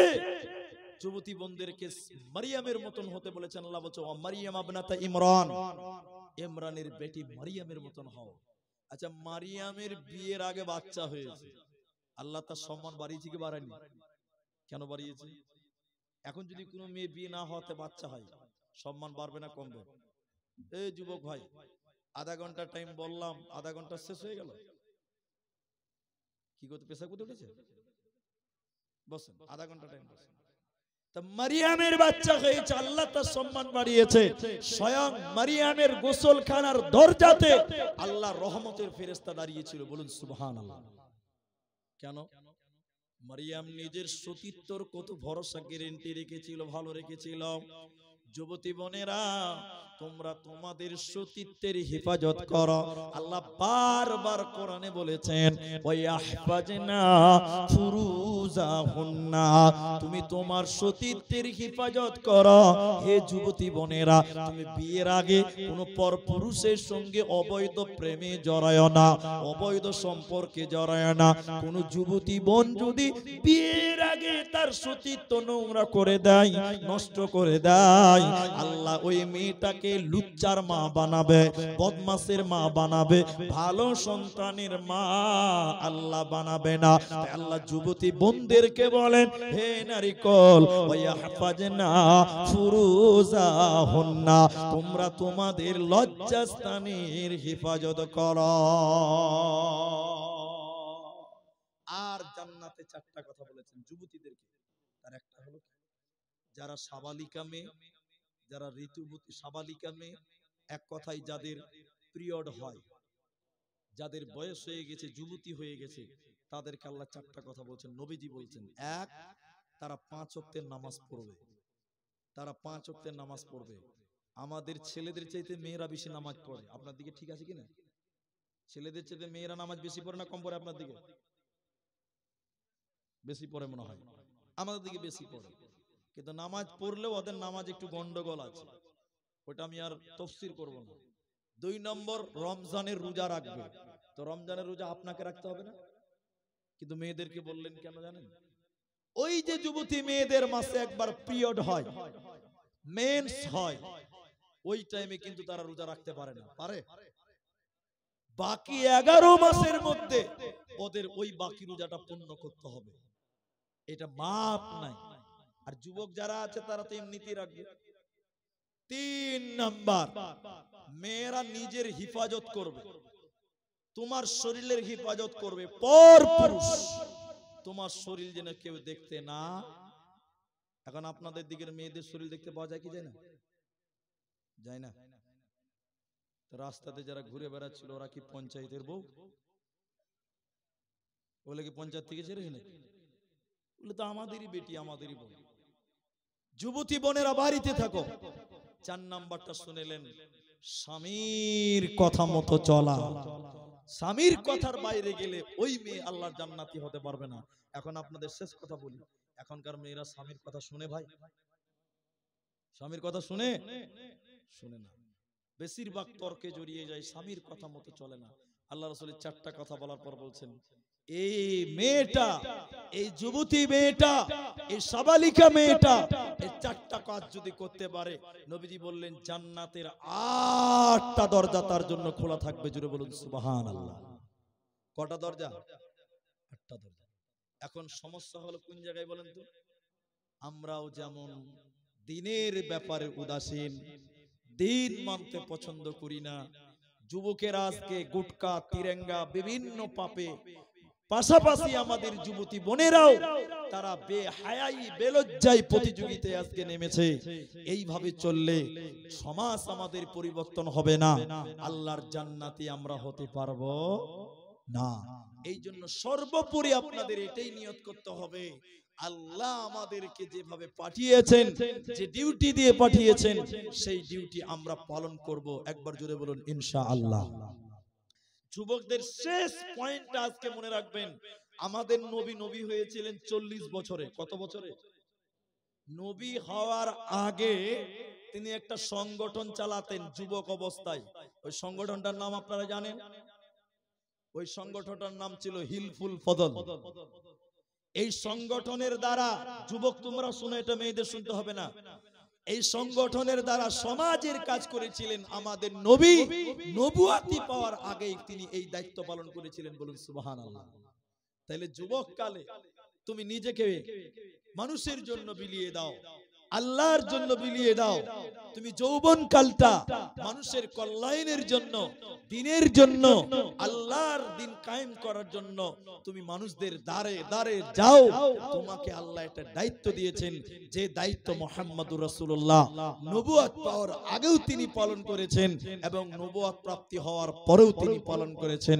শেষের বেলায় নবীজি বললেন, শোনো, একটা দুতলা জাহাজ, দুতলা জাহাজ বুঝেন? পানির জাহাজ, পানির জাহাজ দুতলা। একটা লোক নিচতলাতে থাকে, পানি শেষ হয়ে গেছে, পানি নাই, পানি আছে উপরতলা। এটা হাদিসের রাবি হযরতে নুমান বিন বাশির রাদিয়াল্লাহু তাআলা। আচ্ছা, নিচতলায় পানি নাই, উপরতলায় পানি আছে। নিচতলার লোক যে বলছে, দরজা খোলো, পানি খাবো। উপরতলার লোক দরজা খোলে না, পানি দিবে না। সেই অনেকক্ষণ চেষ্টা করছে পানির জাহাজে, পানি নাই, পানি নাই, পানি নাই। শেষের বেলায় লোকটা একটা কুড়োল নিয়েছে, কুড়োল, কুড়োল বুঝেন? সব্বল, সব্বল নিয়ে উপরতলার লোককে ডাকছে আর বলছে, দরজা খুললে খোল, নাহলে জাহাজের তলা ফাটাবো, সমুদ্র থেকে পানি তুলে খাবো। আচ্ছা বলেন, ও যদি জাহাজের তলাটা ফাটিয়ে দেয়, ও একলা মরবে না 10 তলাও মরবে? বলেন সবাই। যুবক, তুমি ভাবছো কি আমার এইভাবে দিন পার হয়ে যাবে? জি না, তোমার বোন বেপরদা চলে, নিচতলা ফুটো করলে উপর তালাও মরে। তোমার বোন বেপরদা চলে, টেনে হিচড়ে তোমাকে জাহান্নাম ভরা হবে, তোমার বাঁচার উপায় নাই। তোমার বাড়িতে, হে যুবক, তোমার বেটিরা, তোমার বোনেরা, তোমার স্ত্রীরা অন্যায় কাজ করে, তুমি যুবক তুমি প্রতিবাদ করো না। তোমার সমাজে অন্যায় কাজ হয়, যুবক তুমি বাধা দাও না। তুমি কি ভাবছো তুমি একলাই জান্নাতে চলে যাবে? না না, নিচতলা ফুটো করলে উপর তালাও মরে। গ্রামের 10টা লোক অন্যায় করে, অত্যাচার করে, জুলুম করে, পাপ করে, আর তোমরা যুবকেরা বসে থাকো, তোমরা দেখো, প্রতিবাদ করো না। আল্লাহ বলছে, কি হয়েছে তোমরা আমার রাস্তায় কেন সময় দিচ্ছ না? এই গ্রামে অন্যায়, অত্যাচার, জুলুম, নির্যাতন, পাপ, পাপাচারী হওয়ার কারণে গোটা সমাজের যুবকদেরকে আল্লাহর আদালতে দাঁড় হতে হবে। অতএব যুবকেরা তোমরা কি করো শুনে নাও, তোমরা মানুষদেরকে দ্বীনের পথে ডাকো, সমাজকে সংস্করণ করার চেষ্টা করো, তাবলীগের কাজ করো, গরিবকে সহযোগিতা করো, বিধবাকে সহযোগিতা করো। যেটা করেছিলেন নবী মুহাম্মদুর রাসূলুল্লাহ যৌবনকালে হিলফুল ফজল সংগঠনের মাধ্যমে মানুষদেরকে পরিষেবা দিয়েছিলেন, ন্যায়ের কথা বলেছিলেন, ইনসাফের কথা বলেছিলেন, গরিবকে সহযোগিতা করেছিলেন। অতএব তোমরাও কি করো, দ্বীনের দিকে মানুষদেরকে ডাকো, নচেতে তোমরা আল্লাহর আদালতে বাঁচতে পারবে না। যেদিন আল্লাহ বলবে, হে যুবক, তুমি খেলাধুলা, রং তামাশায় সময় পার করেছিলা, আমি তোমাকে যৌবন দিয়েছিলাম, ওই যৌবনের পাওয়ারটা আমাকে কেন তুমি দেখাওনি বলো? তাহলে সমাজের অন্যায়, অত্যাচার আমরা রুখার চেষ্টা করব যুবকেরা, বলুন ইনশাআল্লাহ। প্রতিটি পাড়াতে গ্রুপ থাকবে ছেলেদের, আমার গ্রামে কোন অন্যায় হতে দেব না। পরিশেষে আল্লাহ দোয়া করি, আল্লাহ তুমি আমাদের সঠিক বুঝের উপরে আমল করার তৌফিক দান করে, বলুন আমিন। ভাই আধা ঘন্টার টাইম চেয়েছি, এবার আপনাদের শেষ পয়েন্ট। ভাই কোরআন আছে কেন? কোরআন আছে? কোরআন আছে, ওটা কোরআন তো দেন তো, কোরআন মাজিদটা আমাকে দেন। এটা মসজিদের জালসা। ওহো, আচ্ছা কোরআনেরই ব্যাখ্যা দেন। এটা বুখারী মানে তো কোরআনের ব্যাখ্যা। জি, কোরআন মাজিদের এটা একটা ব্যাখ্যা। বুখারী শরীফ মনে হয় কেউ দান করেছে। যাই হোক, আমি আপনাদেরকে একটা লোক উঠিয়েন না, খালি একটা কথা বলে এই মসজিদের জন্য একটু হাত বাড়াবো। আপনি না দিলেও বসে থাকেন, দোয়াতে অংশগ্রহণ করবেন, বলুন ইনশাআল্লাহ। আপনার মা, আপনার মা তার স্তনের দুধ আপনাকে খিলিয়েছে। আমরা কেউ দুধের দাম মায়ের শোধ করতে পারবো? নিজের শরীরে চামড়া কেটে যদি মায়ের খাবার বানিয়ে দেন, মাংসকে যদি কেটে খাবার করে দেন শরীরে, তবু মায়ের দুধের ঋণ শোধ হবে না। আপনার বাপ এই ঠান্ডা পৌষ মাসের ঠান্ডাতে একদম রঘুনাথগঞ্জের মাঠে যে ফুলকপি কেটে রাত 2টোর সময় কেটে প্যাকেজ করে রাত 3টা 3:30টার সময় জঙ্গিপুরের মার্কেটে নিয়ে গেছে, হাড্ডি কাঁপানো ঠান্ডাতে আপনার জন্য আমার জন্য বাপেরা কষ্ট করেছে। সেই বাপের ঋণ শোধ করতে পারবেন? কেউ পারবেন? কোনোদিন পারবেন না। তাহলে আমি আজকের আলোচনায় আপনাদেরকে একটা ওসিয়ত করছি, সেটা শোনেন। যার মা মরে গেছে, বাপ মরে গেছে, তাদের জন্য একটু দোয়া করবেন, বলুন ইনশাআল্লাহ। রাসূলুল্লাহ বলছেন, আওয়ালাদুন সালিহুন ইয়াদউ লাহু, নেক সন্তান যদি মা বাপের জন্য দোয়া করে, ওই দোয়া আল্লাহ কবুল করে। তাহলে মা বাপের জন্য আমরা দোয়া করব, বলুন একবার ইনশাআল্লাহ। সবাই করবেন তো ইনশাআল্লাহ? যখন সুযোগ হবে বাপের কবরের সামনে যে একটু জিয়ারাত করবেন, বলুন ইনশাআল্লাহ। 2, যে মা গর্ভে ধারণ করেছিল, লালন পালন করেছে, দুধ পান করিয়েছে, সেই মা অনেকেরই আজকে কবরে আছে, বেঁচে নাই। ওই মায়ের জন্য কিছু সাদকা করবেন, দান করবেন। আপনি যদি মৃত্যু ব্যক্তির জন্য অর্থাৎ মা বাপের জন্য সাদকা করেন, দান করেন, আল্লাহ রাসূল বলছেন মৃত্যু ব্যক্তির কবরের আযাব সঙ্গে সঙ্গে বন্ধ হয়ে যায়, বলুন সুবহানাল্লাহ।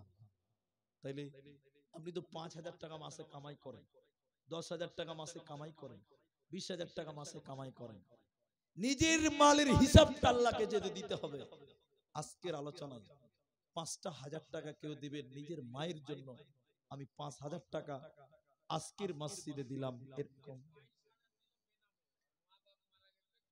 আল্লাহু আকবার। এটা আমি দোয়া করব। 22,000 টাকা এটা আমার হাতে চলে এসেছে, নাম বলেনি, মা বাপ দুজনেই মারা গেছে। আমি আপনাদেরকে বলছিলাম একজন কিয়ামতের দিন আল্লাহ মাল সম্পর্কে প্রশ্ন করবে, টাকা সম্পর্কে, যে টাকা দিয়েছিলাম, টাকাটা কেমন করে খরচা করেছিলাম। আজকে 5,000 টাকা নিজের মায়ের জন্য দিবেন, মায়ের জন্য। একটা কেউ হাত তুলতে পারবেন যে মৌলভী সাহেব আমি 5,000 টাকা আমার মায়ের জন্য দেব? আল্লাহকে কাল কিয়ামতের দিন বলবেন, আল্লাহ আমার উপার্জনের 5,000 টাকা আমি মায়ের জন্য তোমার রাস্তায় দান করেছিলাম। একটা লোক 5,000 টাকা বলেন, 22,000 টাকার দোয়া আমি করছি, একটা লোক আপনাদের কাছ থেকে বলেন যে 5,000 টাকা আমি আমার মাল থেকে মায়ের জন্য দান করলাম, মৌলভী সাহেব আপনি একটু আমার মায়ের জন্য দোয়া করেন। এরকম একটা লোকও কেউ পারবেন না ভাই? একটা লোকও কেউ পারবেন না? কে দিবেন আপনি? একটু আসেন, মুসাফা করেন, কষ্ট নিয়েন না, আমি অপমান করব না আপনাকে, আল্লাহর কসম মুহাব্বতে মুসাফা করবো। এত রাত, আজকে একটু ঠান্ডাও বেশি, পায়েও ঠান্ডা লাগছে। আল্লাহু আকবার। আপনার নামটা? আচ্ছা, নাম বলতে হবে না। মা বাবা আছে আপনার? দুজনেই বেঁচে আছে। আহ, যোগ্য বাপের যোগ্য বেটা, বাপ মা বেঁচে আছে, তাদের জন্য দান করছে, এটা জানা তেনা কথা নয়। একটা লোক এদিকে এদিকে একটা লোক আর বাপকে বলছে, এই বুড়া মানুষ তুমি ঘরে খাচ্ছ, যাও বাইরে যাও। নিজের জন্মদাতা পিতাকে বাইরে পাঠাচ্ছে ধমকি ধমকি, এই বুড়া মানুষ টেবিলে বসে খাচ্ছ, যাও বাইরে যাও। যে ধমক দিচ্ছে ওর ছেলে আবার পাশে বসে আছে। তখন বলছে যে আব্বা তুমি দাদুকে ধমকাচ্ছ কেন, দাদুকে খেতে দেবে এখানে? তখন বাপ বলছে ছেলেটাকে, আরে বেটা বুড়া মানুষকে ঘরে খেতে নেই, টেবিলে খেতে নেই। তখন ছেলে বলছে যে আব্বা তুমি যেদিন বুড়া হবে তোমাকেও আমি বাইরে এরকম করে পাঠাবো, তোমাকেও ঘরে খেতে দিব না। তখন ছেলে তাড়াতাড়ি তার বাপের হাত ধরে বলছে আব্বা তুমি পাশে বসো। যেমন আপনি বাপ মায়ের জন্য দান করবেন, আপনার ছেলে একদিন আপনার জন্য দান করবে। আর আপনি যদি হাত গুটিয়ে মায়ের জন্য বাপের জন্য 1 পয়সা না বার করেন, বিশ্বাস রাখুন আপনার ছেলে মেয়ে আপনার জন্য দান করবে না। একজন বেনামিতে 22,000 টাকা মা বাপের জন্য, আরেকজন বেনামিতে 5,000 টাকা মা বাপের দোয়া চেয়েছেন, তিনি বেঁচে আছেন মা বাপ। আল্লাহ, যার মা বাপ মরে গেছে 22,000 টাকার দাতা, আল্লাহ তুমি তার মা বাপের কবরের শাস্তিকে তুমি মাফ করে দাও, বলুন আল্লাহুম্মা আমিন। আল্লাহ, মা বাপের কবরটাকে তুমি প্রশস্ত করো, বলুন আল্লাহুম্মা আমিন। আল্লাহুম্মা গফির লাহু ওয়ারহামহু, বলুন একবার আল্লাহুম্মা আমিন। আল্লাহ, আরেকজন মা বাপ বেঁচে আছে রব্বুল আলামিন, এই দানের বদলে তুমি মা বাপের নেক হায়াত তুমি দারাজ করো, বলুন আল্লাহুম্মা আমিন। বলুন একবার আল্লাহুম্মা আমিন। আল্লাহুম্মা সাল্লি আলাই, আল্লাহুম্মা বারিক আলাই, আরেকবার বলুন আল্লাহুম্মা আমিন।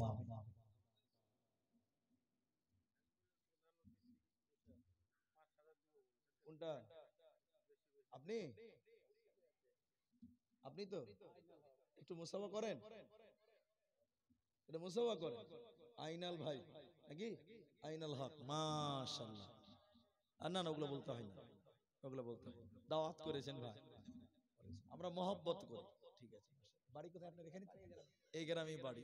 তো ছেলেদের কথা আমি বাদ দিলাম, আপনার কাগজে যেহেতু নাম আছে, তো সবাই যদি 5 দেয়, আপনি তার চেয়ে বেশি দিবেন। আলহামদুলিল্লাহ। বেঁচে আছে আলহামদুলিল্লাহ, দুটোই বেঁচে আছে ইনারও মা বাপ। আইনাল ভাই আমার 10,000 টাকা, একবার তাকবীর দেন তো, নারায়ে তাকবীর। আমি দোয়া বললে আমিন বলবেন। আল্লাহ, আমার ভাই মা বাপের জন্য 10,000 টাকা, রব্বুল আলামিন মা বাপের মান সম্মান নেক হায়াত তুমি আরো বাড়িয়ে দাও, বলুন আল্লাহুম্মা আমিন। আল্লাহুম্মা সাল্লি আলাই, আল্লাহুম্মা বারিক আলাই। আল্লাহ, ভাইয়েরও তুমি ইজ্জত মান সম্মান তুমি বাড়িয়ে দাও, বলুন আল্লাহুম্মা আমিন। আল্লাহুম্মা সাল্লি আলাই, আল্লাহুম্মা বারিক আলাই। 5,000 একটা লোক দিলেন গো, সামনে থেকে একটা লোকও পেলাম না। এতগুলো লোক বসে আছেন, 5,000 টাকা একটা লোক। আমি আধা ঘন্টা চেয়েছি, 16তে দেখেন 12-13 মিনিট টাইম আছে। একটা লোক 5,000 টাকা। আপনাদের ভিতরে একটা রাজমিস্ত্রি, কোন লেবার, কোন একটা যুবক, একজন বলেন, একটা একটা কমসে কম একজন। মাশাআল্লাহ, দেখেন ইনি বয়স্ক মানুষ, একবার তাকবীর দেন, নারায়ে তাকবীর। বাপজির নাম কি হবে? নাম বলতে হবে না, ঠিক আছে। আপনারা চিনতে পারছেন তো? আলহামদুলিল্লাহ। আপনার তো মা বাপ মনে হয় নাই, আমি বলছি, ঠিক আছে। আল্লাহ, তার নাম আমি বলছি না। আল্লাহর নবী বলেছেন, বেনামিতে দান করলে কাল কিয়ামতের দিন আরশের নিচে স্থান দেয়। এমন দান করলো, ডান হাত করলো, বাঁ হাত জানলো না, মানে গোপনে দান, আরশের নিচে স্থান দেয়। আল্লাহ, তোমার এক বান্দা মজলিস থেকে 5,000 টাকা, আরে মা বাপ তিনারা কবরবাসী হয়ে গেছে, রব্বুল আলামিন গভীর রাত্রিতে তোমার কাছে আবেদন করব, মা দুধ পান করে গেছে, সেই মা কবরে শুয়ে আছে, তার কবরটাকে জান্নাত বানিয়ে দাও, বলুন আল্লাহুম্মা আমিন। আল্লাহ, বাপ কষ্ট করে মানুষ করেছিল, সেই বাপ আজকে মাটির বিছানায় শুয়ে আছে, রব্বুল আলামিন বাপের জীবনের ভুল ভ্রান্তি তুমি মাফ করো, বলুন আরেকবার আল্লাহুম্মা আমিন। আল্লাহুম্মা গফির লাহু ওয়ারহামহু, বলুন আল্লাহুম্মা আমিন। তাইলে 5,000 একজন, ওখানে একজন, কিন্তু আমি ঠিক 1:45টার সময় দোয়া করব। একটা হাদিসের একটা অংশ বলি। হাদিসের ভিতরে এসে, ইন্নাল্লাহা ওয়াত্রুন, নিশ্চয়ই আল্লাহ বেজোর। একটু মুখ খুলেন আপনারা, আল্লাহ জোড়া না বেজোড়া? এরা বলে না কথা। আল্লাহর কোন জোড়া আছে? নবীজি বলছেন, ইউহিব্বুল বিত্রা, আল্লাহ বেজুরকে তাই পছন্দ করেন। তাহলে 5,000 এক জোড়া হয়ে গেল, আর একটা লোক 5,000 দেন, একটা বেজুর হয়ে যাবে ইনশাআল্লাহ। আর একটা লোক 5,000 টাকা দিলে 3টা হবে, বেজুর হবে। এখন নাই, পরে দেন। শুধু নামটা বলেন যে আমি 5,000 টাকা দিব মুলবি সাহেব, আমার মা বাপের জন্য একটু দোয়া চাই, দেন ইনশাআল্লাহ। 2,000 টাকা পরে দিবেন। নাম বলি, কি নাম? রহিম। মাশাআল্লাহ, নামগুলো আগেকার মানুষ ভুল করে রেখে দিয়েছে, তাই নয়তো নাম হবে আব্দুর রহিম। যাক, রহিম শেখ, আল্লাহ তোমারই বান্দা 3,000 দিল, আর 2,000 দিবে। এ ভাইয়ের মা বাবা আছে নাই? আল্লাহুম্মা গফির লাহু ওয়ারহামহু ওয়াসাব্বিতহু, আল্লাহুম্মা গফির লাহিনা। গভীর রাত্রিতে আল্লাহ তোমার বান্দা 5,000 টাকা তোমাকে খুশি করার জন্য আল্লাহ, মা বাপের জন্য আল্লাহ 5,000 টাকা রব্বুল আলামিন মা বাপের জীবনের গুনাহ খাতা তুমি মাফ করে দাও, বলুন আমিন। আল্লাহুম্মা গফির লাহু, আল্লাহ মা বাপকে তুমি ক্ষমা করো। ওয়ারহামহু, আল্লাহ তুমি তাদের প্রতি রহম করো। মা বাপের কবরটাকে তুমি জান্নাতের বাগান বানিয়ে দাও, বলুন আমিন। আল্লাহুম্মা সাল্লি আলাইহি, আল্লাহুম্মা বারিক আলাইহি। 2000 টাকা বাকি হবে, 2000 টাকা। জি আলহামদুলিল্লাহ।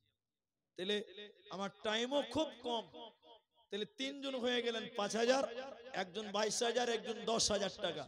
কিন্তু কথাতে কথা বাড়ে, টাইমও আছে। তাহলে আমাদের ইসলামিক খলিফা তো 4টা ভাই, তাহলে আরেকটা লোক 5,000 দেন, তাহলে 4টা হয়ে যায়। টাইম আছে তাই বলছি, রাগ করিয়েন না আবার। ঠিক পৌনে 2টাই দোয়া, পৌনে 1টাই দোয়া করবেন ইনশাআল্লাহ। কে হাত তুলেছে একটু আসেন, মুসাফা করেন ভাই। নারায়ে তাকবীর। এদের ভোল্টেজ কমে গেছে, একটু জোরে বলুন লিল্লাহি তাকবীর। এবার যুবক পেয়েছে আলহামদুলিল্লাহ, মাশাআল্লাহ। ভাই আপনি রাজমিস্ত্রি কাজ করেন, লেবার, আপনি আসুন, আল্লাহ আপনাকে ভালো রাখবে ইনশাআল্লাহ। আল্লাহকে দিলে আল্লাহ কোনদিন কমিয়ে দেয় না ইনশাআল্লাহ। নাম বলতে হবে না, আপনারা চিনছেন তো? মা বাবা আছে ভাই, দুজন বেঁচে আছে। আমার এক তরুণ ভাই, 5,000 টাকা, তরুণ ভাই আমার, আল্লাহ তোমার যুবক বান্দা 5,000 টাকা 4 নাম্বার হয়ে গেল। আল্লাহ মা বাপ বেঁচে আছে রব্বুল আলামিন, মা বাপকে তুমি সুখে রাখো, শান্তিতে রাখো, নেক হায়াত দাও, একবার বলুন আল্লাহুম্মা আমিন। আল্লাহ যুবক ভাইয়ের কামায়ে রুজিতে তুমি বরকত দাও, একবার বলুন আল্লাহুম্মা আমিন। আল্লাহুম্মা আকসির মালাহু, আল্লাহ তুমি মাল সম্পত্তিতে তুমি বরকত দাও, বলুন আল্লাহুম্মা আমিন। তাহলে 4টা 5,000 হলো। এবার মুখ খুলতে খুলতে খুলতে খুলতে অনেক হয়ে গেল। আর একটা লোক দেন, তাহলে 5টা হবে, 5 ওয়াক্ত নামাজ আর 5,000 5 জন, তিনটা একরকম হবে। 5,000 5 ওয়াক্ত নামাজ 5 জন ব্যক্তি, আলহামদুলিল্লাহ। একটু আসেন, একটু আসেন, আরেকবার তাকবীর দেন তো, 5 ওয়াক্ত পূর্ণ হয়ে গেল, লিল্লাহি তাকবীর, মাশাআল্লাহ। আরে আমারও বাবা নাই মা আছে, আপনারও বাবা নাই মা আছে। নাম বলি, কি নাম আপনার? আব্দুস শুকুর, মাশাআল্লাহ। আমারও বাপ নাই, উনারও বাপ নাই। তো এই দিক দিয়ে আবার মিতা হয়ে গেলাম না যে ভাই, মিতা হলাম, মিতা হয়ে গেল। এক ছেলে নৌকাতে উঠেছে, বুঝলেন? নৌকাতে উঠলে তো ভাড়া লাগবে, আপনার দিকে মাঝিকে ভাড়া লাগে না? তো ভাড়া লাগবে, তো তালবিলিম তো পকেটে টাকা নাই, কি করবে? বুদ্ধি খাগিয়েছি কি দেখেন, তালবিলিম ওই মাঝিকে যে পেছন দিকে যে বলছে আসসালামু আলাইকুম মিতবা। মাঝি বড় বড় করে দেখছে যে তুই ফের কবে থেকে মিতবা, তোর বাপের নাম কি? কইছে আমার বাপের নাম রুস্তম। বল বাট, আমার নাম জমছে, তো কি করে মিতবাটা হলি? কইছে না জি মাঝি, তোমার বাদিকার চোখটা টেরা, তো আমার বাপেরও বাদিকটা টেরা, তো কোন দিকটা তো মিতা হইছে। তো আব্দুস শুকুর মাশাআল্লাহ, ওনারও আব্বা নাই, আমারও আব্বা নাই। আরে বাপ কি জিনিস এখন বুঝতে পারছি, যখন বেঁচে ছিল বুঝিনি। আল্লাহ বাপের কবরের শাস্তিকে তুমি মার্জনা করো, বলুন একবার আল্লাহুম্মা আমিন। আল্লাহ আব্দুস শুকুর বাবার কবরটাকে তুমি জান্নাত বানাও, বলুন আল্লাহুম্মা আমিন। আল্লাহ তিনার মনের নেক উদ্দেশ্য তুমি পূর্ণ করো। আল্লাহ আব্দুস শুকুর, আল্লাহ 5,000 টাকা রুজি রোজগারে তুমি বরকত দান করো। আরেকবার শেষবারের মতন বলুন আল্লাহুম্মা আমিন। আচ্ছা ভাই, এদিকে তো অনেক হলো, তো মেয়ে লোককে কিছুই নাই, দাও। মা বোন, আপনাদের ভিতরে যদি কেউ দেওয়ার মতন থাকে 5,000 টাকা দেন, নাহলে একটা সোনা গয়না দেন। মুর্শিদাবাদের মেয়েরা সোনা গয়না খুব দেয়। মেয়েদের একবার 80,000 টাকা, মানে 20,000 টাকা এখনো পাওয়া যাবে আর কি। জি আল্লাহ। আচ্ছা, আমার ওনার এই হাফিজ সাহেবের ছেলে 200 টাকা দিয়েছেন। বাড়ি এখানে নাকি তেঘরিতে, সেই তো বলছি। দেখেন বাপের জন্য দোয়া চেয়েছেন, আল্লাহ তিনি কেমন মানুষ ছিলেন আপনাদেরকে আর বলতে হবে না। একদিন ওই রায়গঞ্জ ঢুকার আগে দুর্গাপুর বলে একটা স্ট্যান্ড আছে, ইটাহার পার করে, ইটাহার রায়গঞ্জের মিডিলে আছে। ওখান থেকে একটু ভিতরে সাহেব ঘাটা বলে একটা জায়গা আছে। আজ থেকে অনেকদিন আগেকার কথা বলছি। আমি খালি গিয়ে সালাম দিয়েছি, আমার সালাম পেয়ে বলছি যে আব্দুর রহমান বিন দেলোয়ার হোসেন সাহেব বলছেন। আমি অবাক হয়ে গেছিলাম। আল্লাহ চোখ দুটো হয়তো দেয়নি, কিন্তু তার অন্তরটা কত গভীর, মেধা কত গভীর। আল্লাহর কাছে দোয়া করি রব্বুল আলামিন, তিনি আমাদের সিনিয়র, তিনি আমাদের সাথী, আল্লাহ বক্তা জগতের সাথী ছিলেন। আল্লাহ তুমি তার কবরটাকে জান্নাতের টুকরা বানিয়ে দাও, বলুন আল্লাহুম্মা আমিন। এটা দোয়া করেন। আল্লাহ ছেলে দান করেছে বাপের জন্য, রব্বুল আলামিন বাবার ঘটে যাওয়া জীবনের ছোটখাটো গুনাহ তুমি গাফফার নামের উসিলায় maaf করো, বলুন আরেকবার আল্লাহুম্মা আমিন। এগুলো কাদের গো? কিছু যুবক আপনার কাছে একটা সুন্দর গজল শুনতে চাই। মাশাআল্লাহ মাশাআল্লাহ, যাক আলহামদুলিল্লাহ। তাহলে পাঁচটা হলো, আর টাইমও নাই ভাই, 2-4 মিনিট টাইম। আচ্ছা মা বোন আপনারা যা তুলেছেন বা তুলছে একটু তাড়াতাড়ি দেন, আমি একটু দোয়া করি, আমি একটু দোয়া করি ভাই। তো শেষের বেলা একটা ছোট্ট আবেদন করবো, দেখি রাখতে পারবেন কিনা। একটা কোরআন যদি কিনতে যান 500 টাকা লাগবে। একটা কোরআনের দাম কত লাগে? 500 টাকা লাগবে। তো এখানে এমন কেউ আছেন যে 5 জন ব্যক্তি বলবেন যে আমি একটা করে কোরআনের দাম দিব মাত্র 500 টাকা। কোরআনের চেয়ে দামি কিচ্ছু নাই, একটা কোরআনের দাম 500 টাকা। যে আমি 500 টাকা একটা কোরআনের দাম দিলাম মসজিদে আল্লাহর ঘরে, আল্লাহর কোরআনের দাম 500 টাকা, মাত্র 500 টাকা। একটু আসেন আসেন, কি নাম আপনার? একটু আসেন, 500 টাকা 5 জন ব্যক্তির কাছে চেয়েছি, আসুন জলদি আসুন। আচ্ছা ভাই ইনাকে লিখেলেন 500 টাকা সকালে দিয়ে দিবেন, একটা হল। মাশাআল্লাহ মাশাআল্লাহ, 1500 টাকা। তো 1.5 রিকাত তো ভাই নামাজ না ভাই, 2 রিকাত আছে না, 3 রিকাত, 1.5 রিকাত নামাজ আছে ভাই। তো আলহামদুলিল্লাহ লেন, আর 500 টাকা লিখে দেন, কি নাম? আচ্ছা মায়ের জন্য 2000 টাকা। মানুষ সাহেব এই নামটা একটু লিখে, আপনি একটু নামটা লিখে দেন ভাই, এটা লিখে দেন। আচ্ছা দুটা 500 টাকা হলো কোরআনের দাম, আর তিনটা কোরআনের দাম। উঠিয়েন না ভাই, একটু দোয়া করব, যারা 500 টাকা দিবেন তারা উঠেন, বাকিকে উঠিয়েন না। মাশাআল্লাহ, তিনটা কোরআন দেখি, বলি 5টা কোরআন চেয়েছি, 3টা হয়ে গেল। মাশাআল্লাহ মাশাআল্লাহ, জাযাকাল্লাহ। একটা করে কোরআনের দাম দেন, বাস আর কিচ্ছু চাই না। 500 টাকার কি মূল্য আছে ভাই? মাশাআল্লাহ, আর একটা কোরআন 4টা হয়ে গেল। মাশাআল্লাহ, 5টা কোরআন, 6টা কোরআন। মাশাআল্লাহ মাশাআল্লাহ, আর কেউ দিবেন? 5টা চাইলাম, 6টা হলো, তাহলে 8 4টে দিলে 10টা হবে ইনশাআল্লাহ। দেবেন? আর জলদি করে আসেন, জলদি আসেন। 6টা কোরআন হয়ে গেল। মাশাআল্লাহ মাশাআল্লাহ, 7 মাশাআল্লাহ, 1000 টাকা। কি নাম আপনার? আজিজুল শেখ, 1000 টাকা। তিনি দুটা কোরআনের দাম দিলেন, 6 2 8, আর একটা হলো 9। মাশাআল্লাহ, কি নাম আপনার? রবিউল রহমান, দুটো কোরআন, 11টা হলো। আবার কোরআন দিলেন, তাহলে 11 আর 1 12। ওনার নামটা লিখলেন, দুটো কোরআনের দাম রবিউল। আচ্ছা 12 13, মাশাআল্লাহ মাশাআল্লাহ, 13টা কোরআন। মাশাআল্লাহ মাশাআল্লাহ। সেকান্দার, এদিকে দেখেন। হ্যাঁ, বাবা মারা গেছে, মা বেঁচে আছে, 5000 টাকা সেকান্দার। একটু দেখবেন ভাই, ছুটে না যায়। সেকান্দার 5000 টাকা। জি আমি দোয়া করছি, বাবার জন্য দিয়েছে। এ দেখেন 14টা কোরআনের দাম, না বাকিতে বাকিতে কালকে দিবেন, 5000। মাশাআল্লাহ, 14টা কোরআনের দাম হলো। আমার সেকেন্দার ভাই দোয়া চেয়েছে। মাশাআল্লাহ, 15 পারা হয়ে গেল। জাযাকাল্লাহ, বারাকাল্লাহ, হাইয়াকাল্লাহ। তাহলে একটা একটা করে 15 পারা হয়ে গেল, আর টাইমও শেষ। এটা দোয়া করবে এবার। সেকেন্দার ভাই তার বাপের জন্য দোয়া চেয়েছেন, আরো সব দোয়া চেয়েছেন। 15 পারা হলো, 15 পারা, 15টা হয়েছে 500 টাকা। আর যদি কেউ দেন তো জলদি করে বলেন, দেরি নাই, আর টাইম নাই। যদি আর কেউ দিতে চান, এটা ধরেন ভাইজান, দোয়া করব। শেষের বেলায়, শেষ মোমেন্টে চলে এসেছি। আলহামদুলিল্লাহ, মেয়েরা আর কিছু দিল গো?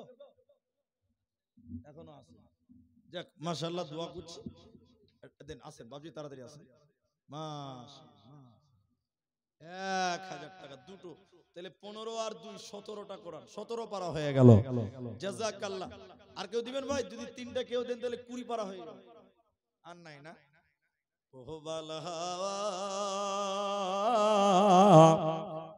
পশ্চিমে চল কাবার পথে বইয়া। না আর তেলে হলো না, 17টা আটকে গেল। জি ধরেন, টাকাটা দেন। এবার গাজাল শুনবেন, দোয়া আগে করি।